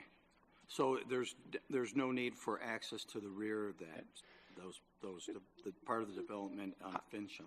I would guess that there's probably going to be a couple of hydrants that will have to be placed back here as a part of water main extensions to help serve those areas, because I'm not sure how long the hose is. I always forget. Tim Morris tells me all the time, but maybe those back units that are behind Gustafson then would probably have to have a couple of hydrants back on the backside there that would help service any calls there.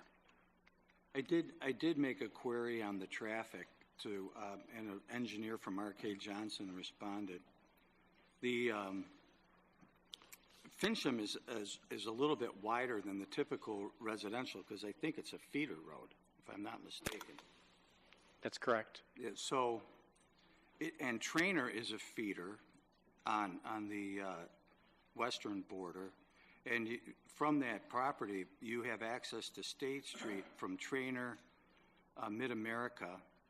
You also have access to Perryville from Fincham and Whitechapel. And although the density is high, I'm not so keen on the density, but the density is high. It does look like those roadways could actually convey the traffic without them going through the neighborhoods at all. They would actually, the egress from those properties would be through commercial and not through residential. Right? That would be correct, yes. So, I know the neighbors were concerned, but the traffic's not headed their way. It's headed the other direction. It's headed north.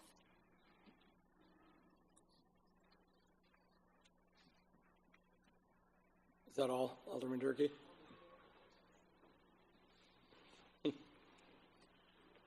Alderman Durkee, is that all? Is that all? That's all. Okay. I know. Are you yielding time to Alderman Thunberg? I hope not. Are there any other questions or comments? So I would just add that my ward is very close to this area, the 14th Ward, and I would echo Alderman Thunberg's concerns about the strain on fire and rescue services on the east side overall as we continue to approve these. And also, Alderman Frost, I think that there are a number of things that aren't in here, which is not uncommon, besides stormwater, which was mentioned, the landscaping plan, and a plan for pedestrian circulation, all of which are conditions but weren't submitted. I have received some concerns too about the density, and I guess I want to make sure that it's clear, because I thought, for doing the math based on what was in the staff report and in the packet, that we were talking about 464 units and not 168. That that 52 two-story, 4-unit buildings was in fact more like 200 apartments. So I guess I want to make sure from the staff perspective that that's clear. It's 168? It was 180. 180? And once again, if you look at the site plan and count the number of buildings, you'll see that what I stated earlier is exactly correct. Okay. I can give you a breakdown if you'd like, Chairman. Sure. 8 units in 34 single-story buildings, 60 units in 30 two-story buildings, 52 units across 13 4-unit buildings, which is a total of 180 units. There is landscaping plans for the buildings within the packet. It's just not an overall comprehensive landscaping plan, which would be consistent with other requests that have gone through the PUD process. And is there, Mr. Capavilla, you mentioned how dense the proposal could have been. Is there based on, under a PUD, is there a maximum density that we could be looking at? Like how much less dense is this than something that would be over the max allowed under our ordinances? Well, I can tell you from personal experience when I was in the private sector of looking at just the north side of these properties, having worked with William Charles on the project, that there was proposals for nearly 300 units just on the north side at one time. And that was, part of a PUD process that never came to the council, obviously. That was something that was just looked at and researched. But the comment about this is all zone C2. So obviously you can develop restaurants and retail, things of that nature in this area, which would generate a heck of a lot more traffic. And if you look at the overall density on the acreage here, it's far less than what would be allowed in R3 zoning. So. But as a PUD, there is no specific maximum? No. No. Okay. So, Chairman, I can add some additional information to Mr. Capavilla's response. In the C2 district, you're allowed to establish residential uses with a special use permit. At that point in time, the dwelling units per acre wouldn't exceed 15 dwelling units. Additionally, you can apply for a planned unit development in all of our zoning classifications, including the C2 district, which is what the applicant has done. However, the development does not exceed the 15 dwelling units per acre, so the PUD does not include an exception from the density as a whole. Okay. All right, thank you. Are there any further questions or comments? Seeing none, can we have a roll call vote on this, please? Aye.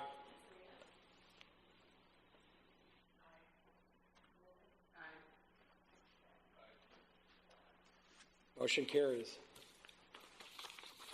Item 15, 1923 12th Avenue.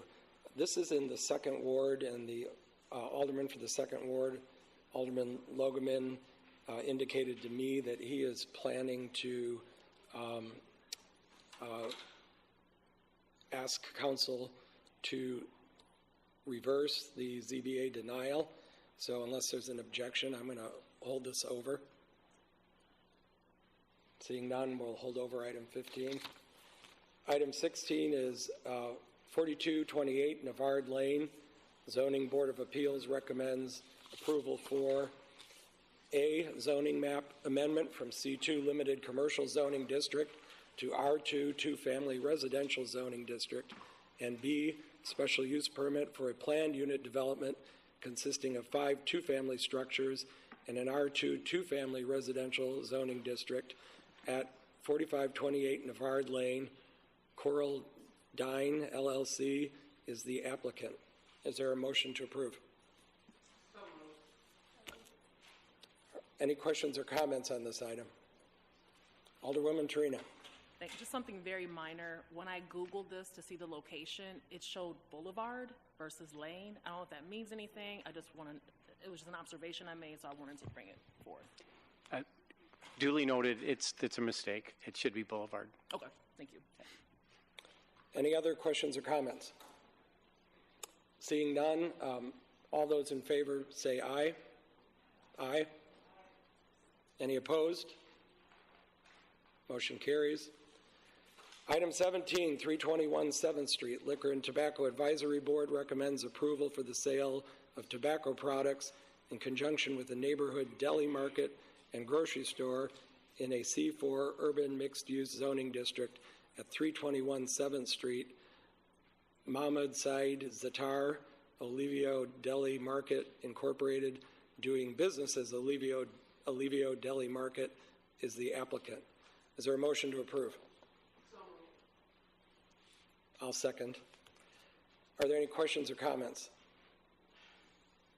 Alderwoman Trina. Thank you. So,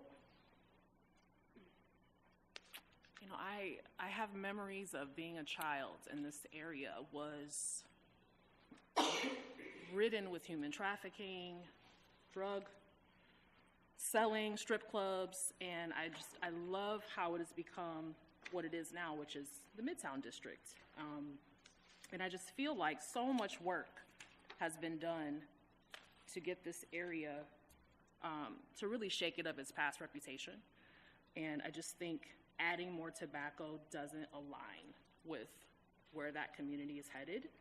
I think corner stores and mini markets signal for me disinvestment versus investment. I also feel like this type of thing draws loitering and foot traffic that ultimately harms the community and doesn't serve it. I think that we have an opportunity to set a higher standard for that area. So for those reasons, I will not be voting to support adding tobacco to this establishment. Thank you. Thank you. Any other questions or comments?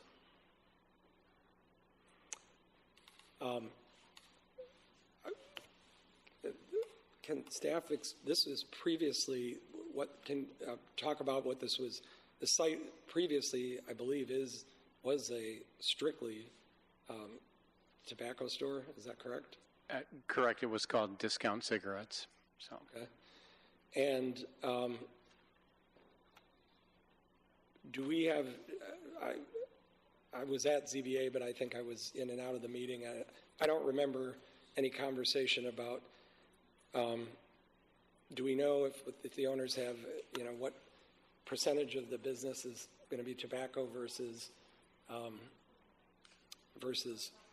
deli?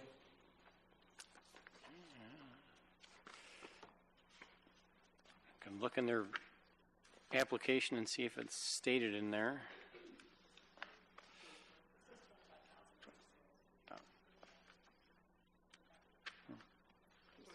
It was a big packet, so. $25,000 a year. Yeah. Versus income of how much? What, as a percentage, do we? That's what I'm trying to find in their business plan, but I don't see it.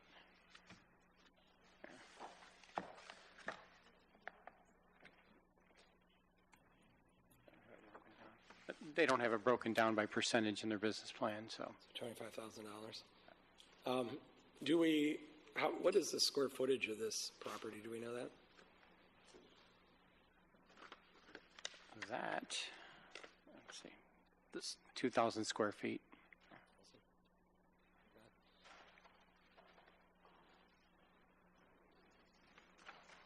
All right. Oh, and one of the, I actually had somebody address some concerns to me about this too. To be clear, they are not, this is just a tobacco license, not a liquor license, correct? It's just a tobacco license, not a liquor license, right? Okay, thank you. Are there any other questions or comments? Let's go with Alderman Salgado. You want to go first, Alderman Bell? Go ahead. Oh, I'm sorry, I turned you off. Hold on. Thank you. Thank you, Mr. Chairman, for allowing me to speak on this. This resides in my ward here, Midtown District. We've been struggling to get those buildings filled. These individuals, they started there. Olivo branch started there, their business. I want to say the Guler, old Guler building next to it. They obviously diversified and went and did their food trucks, and you all know them. You can see their faces on their trucks and everything from that perspective. So they are moving back to Midtown District, and they purchased the building. They scrapped everything out. They gave me a tour, what their vision is. Obviously, the biggest thing is affordable food. I want to say they want to have like a chicken, come in, kind of like you would call, Little Caesars, get the $5, or $6, $7, affordable for that community. That's going to be their number one thing. Now, not speaking on their behalf, but I know Middle Eastern, their individuals, they do seem to use some of the tobacco, and that's why they wanted to seek that. That is not part of their functionality to say that that's their primary source of income from that perspective. They are going to have a fresh market in there as well, serving fruits, vegetables, whatever. But ultimately, they want to have that deli, right? And so I struggle really hard to find and to occupy those buildings. There's a lot of X's in Broadway corridor. I invite anybody that wants to take a ride and showcase all the buildings that are there. And same with Midtown, we have a good connection there that we're trying to revitalize that area, right? And so yeah, there's a misconception, that, hey, there might be some loitering, there might be, tobacco from that perspective. And one of the things that, was brought up to me is, what about the liquor? And my understanding is it's just strictly, because I'm not speaking on their behalf, if their religion or whatever, but my understanding is they don't consume alcohol. So that's part of why I think they did not pursue that, because and I spoke to them about that, and they're like, we want to invest in this community, and we know what alcohol can do to communities. And so that is one of the things that they did touch on. So I'm giving you a little bit more of a contextual conversations I've had with them and their energy from that perspective. And so I also, the gentleman next door, the fitness center there in Midtown, has been supportive of that. Keith Young, if you guys know who he is, he's the Midtown Business Association Executive Director, on top of doing his gym there as well. And he's very energized to have them be next door neighbors. So I can speak from that experience. But I understand the concerns that from loitering to bringing individuals that chew or smoke tobacco or whatever the case may be. So I do see that as well as a concern, but I'm also looking at it from a business perspective to occupy and bring in additional revenue for the city and also pay their property taxes and so forth. Those are the things that I'm looking for, and I can only energize and work with them to diversify some of the portfolio that exists out there. So I'm urging everybody to vote yes on this. Thank you very much. Thank you. Alderman Bell. Yeah, thank you. Since I sit on this committee, I'll share where I stand tonight. I'm not in favor of this. In the 13th Ward, we have several liquor and I know this in this case they're not seeking a liquor license, they're seeking tobacco use. But if we're looking to raise the standard of our neighborhoods and our corridors to be welcome and inclusive and fun and safe environments, I don't think that allowing tobacco in a fresh food mart is appropriate in this case. I just feel like it contradicts kind of the reasoning behind bringing more fresh and affordable food to neighborhoods. So that's why I'm not supporting this today. Thank you. Are there any other questions or comments? Oh, I'm sorry. Alderwoman Trina. Thank you, sir. Visually, I can see the gas station that's a couple blocks over that sells tobacco. How many tobacco licenses or liquor?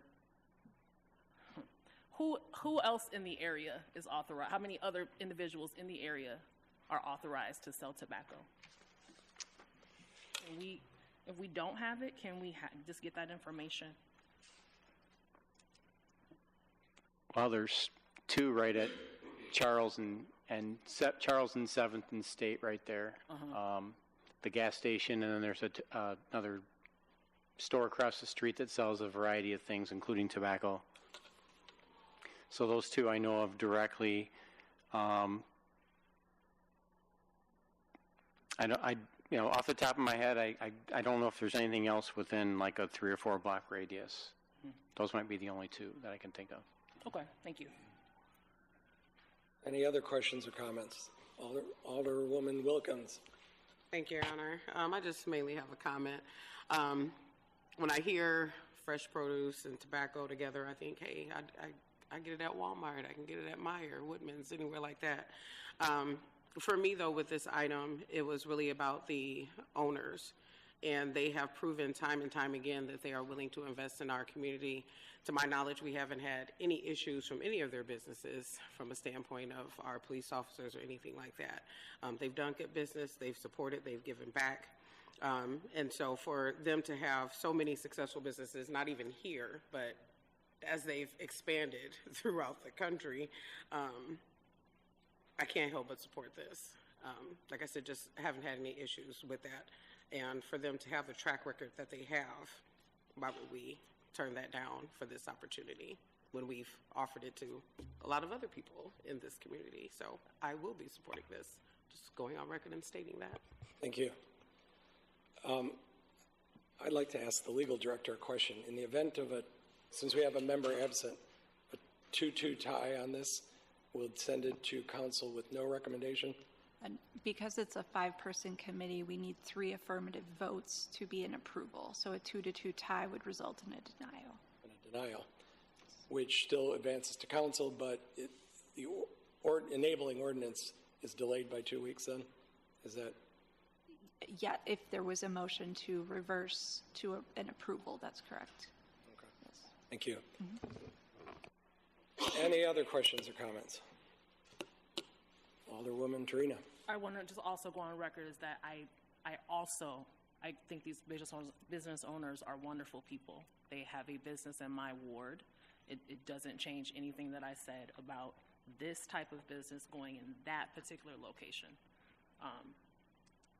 It wouldn't go in Edgebrook, so it shouldn't go on 7th Street. Thank you.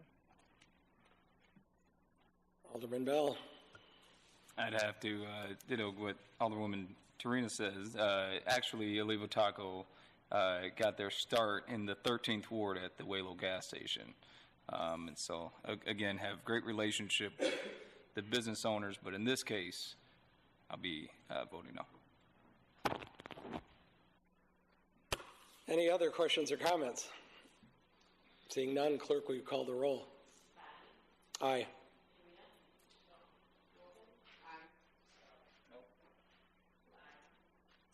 Motion fails. Number 19 is, number 18 is 519 East State Street. Liquor and Tobacco Advisory Board recommends approval for the sale of liquor by the drink, Class NGL, and packaged liquor sales, Class PKG, in conjunction with the restaurant, bar, and outdoor seating area in a C4 mixed-use zoning district at 519 East State Street. Paul Sletton / Harvey Wallbangers, LLC, doing business as Harvey Wallbangers, is the applicant. Is there a motion to approve? Any questions or comments? Seeing none, all those in favor, please say aye. Aye. Any opposed? Motion carries. Item 19, 620 Market Street. Liquor and Tobacco Advisory Board recommends approval for the sale of liquor by the drink, Class L50, in conjunction with the bar and grill and video gaming terminals in a C4 urban mixed-use zoning district at 620 Market Street. Tyler Smith / Rue Marché Incorporated, doing business as the Rue Marché, is the applicant. Is there a motion to approve? Any questions or comments on this item? Alderwoman Trina. How many, I did not read this detail. How many machines are we granting this, or are they looking for on this one?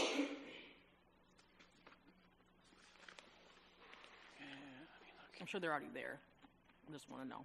I'm sure there's already existing machines, is what I'm trying to say. I believe it's 5 existing machines, so it's not going to change the number. So. Gotcha, thank you. Any other questions? Seeing none, all those in favor say aye. Aye. Aye. Any opposed? Motion carries. Item 20, 6905 East State Street. Liquor and Tobacco Advisory Board recommends approval for the sale of liquor by the drink, Class NGL, in conjunction with the sit-down restaurant in a C2 limited commercial zoning district at 6905 East State Street. Doug Banks, Wesley Banks, Tyler Bauscher, Nick Raffenach, Midwest RT LLC, doing business as Rusty Tacos, is the applicant. Is there a motion to approve? So moved. Any questions or comments on this item? Seeing none, all those in favor, please say aye. Aye. Aye. Any opposed? Motion carries. Item 21, 3118 North Rockton Avenue. Liquor and Tobacco Advisory Board recommends approval for the sale of packaged liquor in conjunction with the grocery store in a C3 general commercial zoning district at 3118 North Rockton Avenue. Rakesh Kumar Patel, Sunam Market Incorporated, doing business as Low Cost Groceries, is the applicant. Is there a motion to approve? I'll second. Any questions or comments on this item? Seeing none, all those in favor, please say aye. Aye. Aye. Any opposed? No. Motion carries.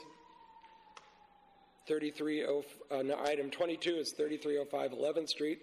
Liquor and Tobacco Advisory Board recommends approval for the sale of packaged liquor, Class PKG, and sale of tobacco products in conjunction with the liquor store in an R1 single-family residential zoning district at 3305 11th Street.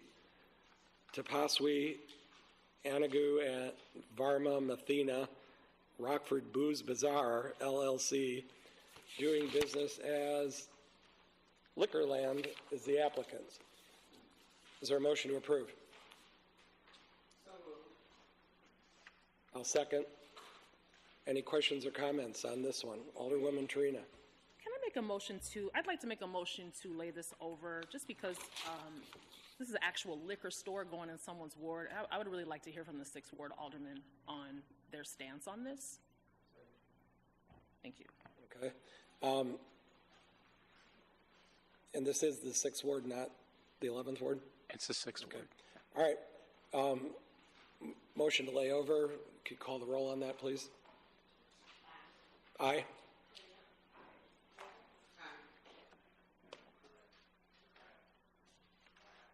Motion carries. Item 22, I'm sorry.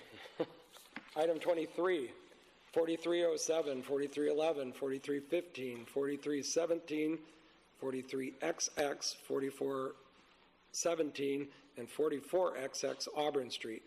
Liquor and Tobacco Advisory Board recommends approval for the sale of packaged liquor, Class PKG, and sale of tobacco products in conjunction with a gas station and convenience store in a C3 General Commercial Zoning District at 4307, 4311, 4315, 4317, 43XX, 4417, and 44XX Auburn Street. Makendu Kumar and R. Patel Kian Incorporated, doing business as Sitco Gas, is the applicant. Is there a motion to approve? I'll second. Any questions or comments? I just wanted to verify. Alderwoman Wilkins. Sorry. No, go ahead. I just wanted to verify. This is just coming up because there was a change of ownership, correct? So they already have the liquor license and everything like that. That's correct. Thank you. Thank you. Any other questions or comments? Seeing none, all in favor, please say aye. Aye. Any opposed? Motion carries. And finally, item 24, 3130 North Rockton Avenue. Liquor and Tobacco Advisory Committee recommends approval for the sale of liquor by the drink, Class L50, in conjunction with the restaurant and video gaming terminals in a C2 Limited Commercial Zoning District at 3130 North Rockton Avenue. Harwinder Kaur, AAG Groceries Incorporated, doing business as Wicked Wings, is the applicant. Is there a motion to approve? I'll second. Are there any questions or comments on this item? Alderwoman Graniff. Thank you for allowing me to speak. So I asked this to be laid over last time because of the Alderman Trina's concern in regards to a business plan. They have put forward a business plan, and I'm excited to bring forward a new restaurant to the ward in an area that could use something like this. So I would encourage everybody to support this. Thank you so much. Thank you. Any other questions or comments? Alderwoman Trina. Thank you. Is this a...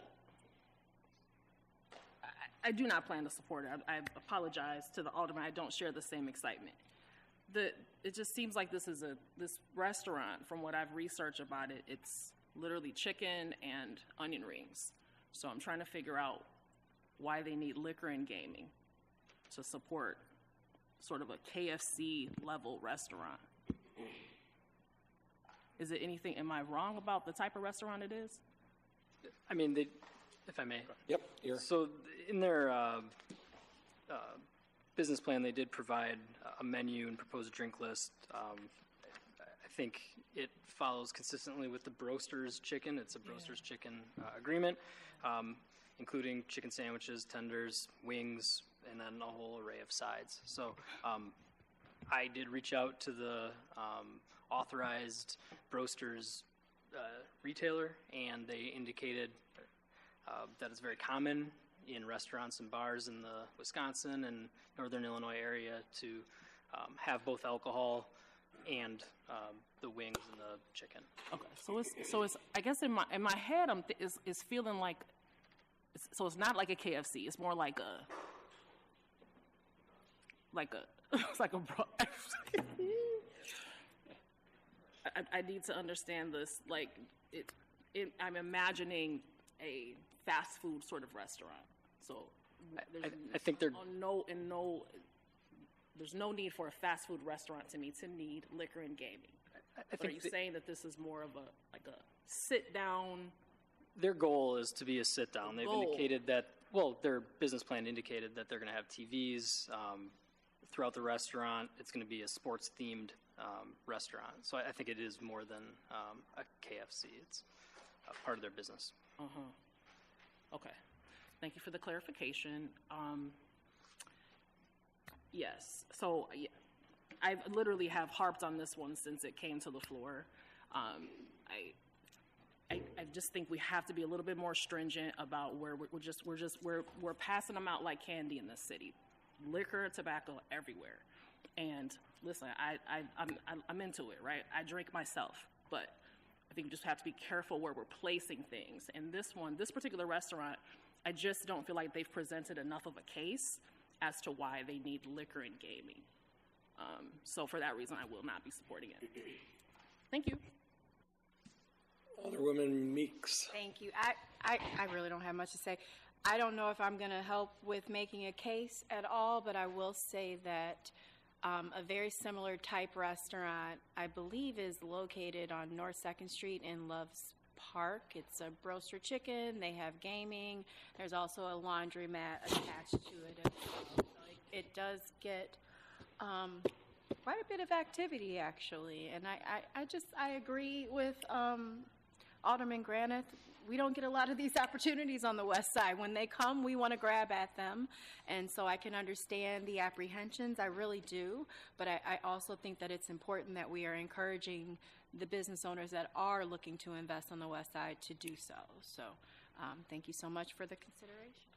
Thank you. Any other questions or comments? I would just add that I think there's three things we don't need more of. One is chicken places, another is car washes, and another is self-storage. However,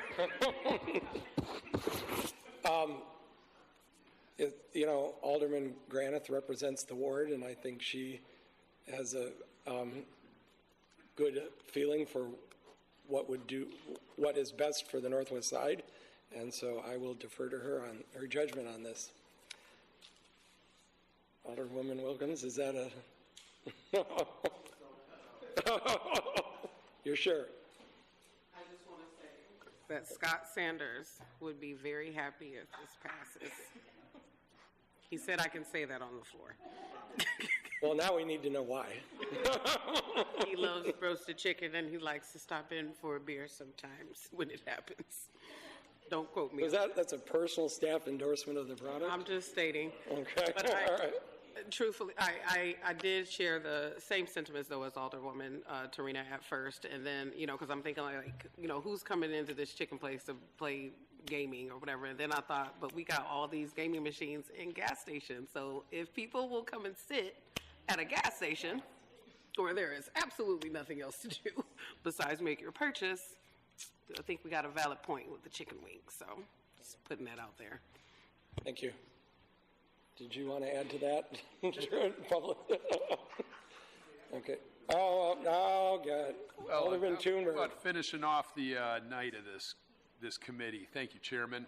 I would say in jest, of course, don't let the simple menu deceive you in the fact that, if they create an environment where you sit down, encourage sit down and have TVs and create a sports theme and all, that's one thing.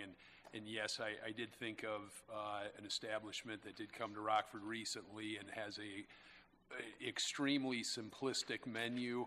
And remember how it started out. The guys that started it received, I think, a D in their college course with their business plan, but yet they pushed ahead shortly after college, and now Raising Cane's is probably those owners now have more money than the Fourth Ward alderman will ever have, believe it or not. So, that's thank you. And yeah, a simplistic menu can actually do some good sometimes. So, thank you. So, a D in college is something you can identify with? Well, I know that your motto, Chairman, was C's get degrees. So, but I don't know about D's. Okay. Any other questions or comments on this item? Clerk, could you call the roll, please? Aye.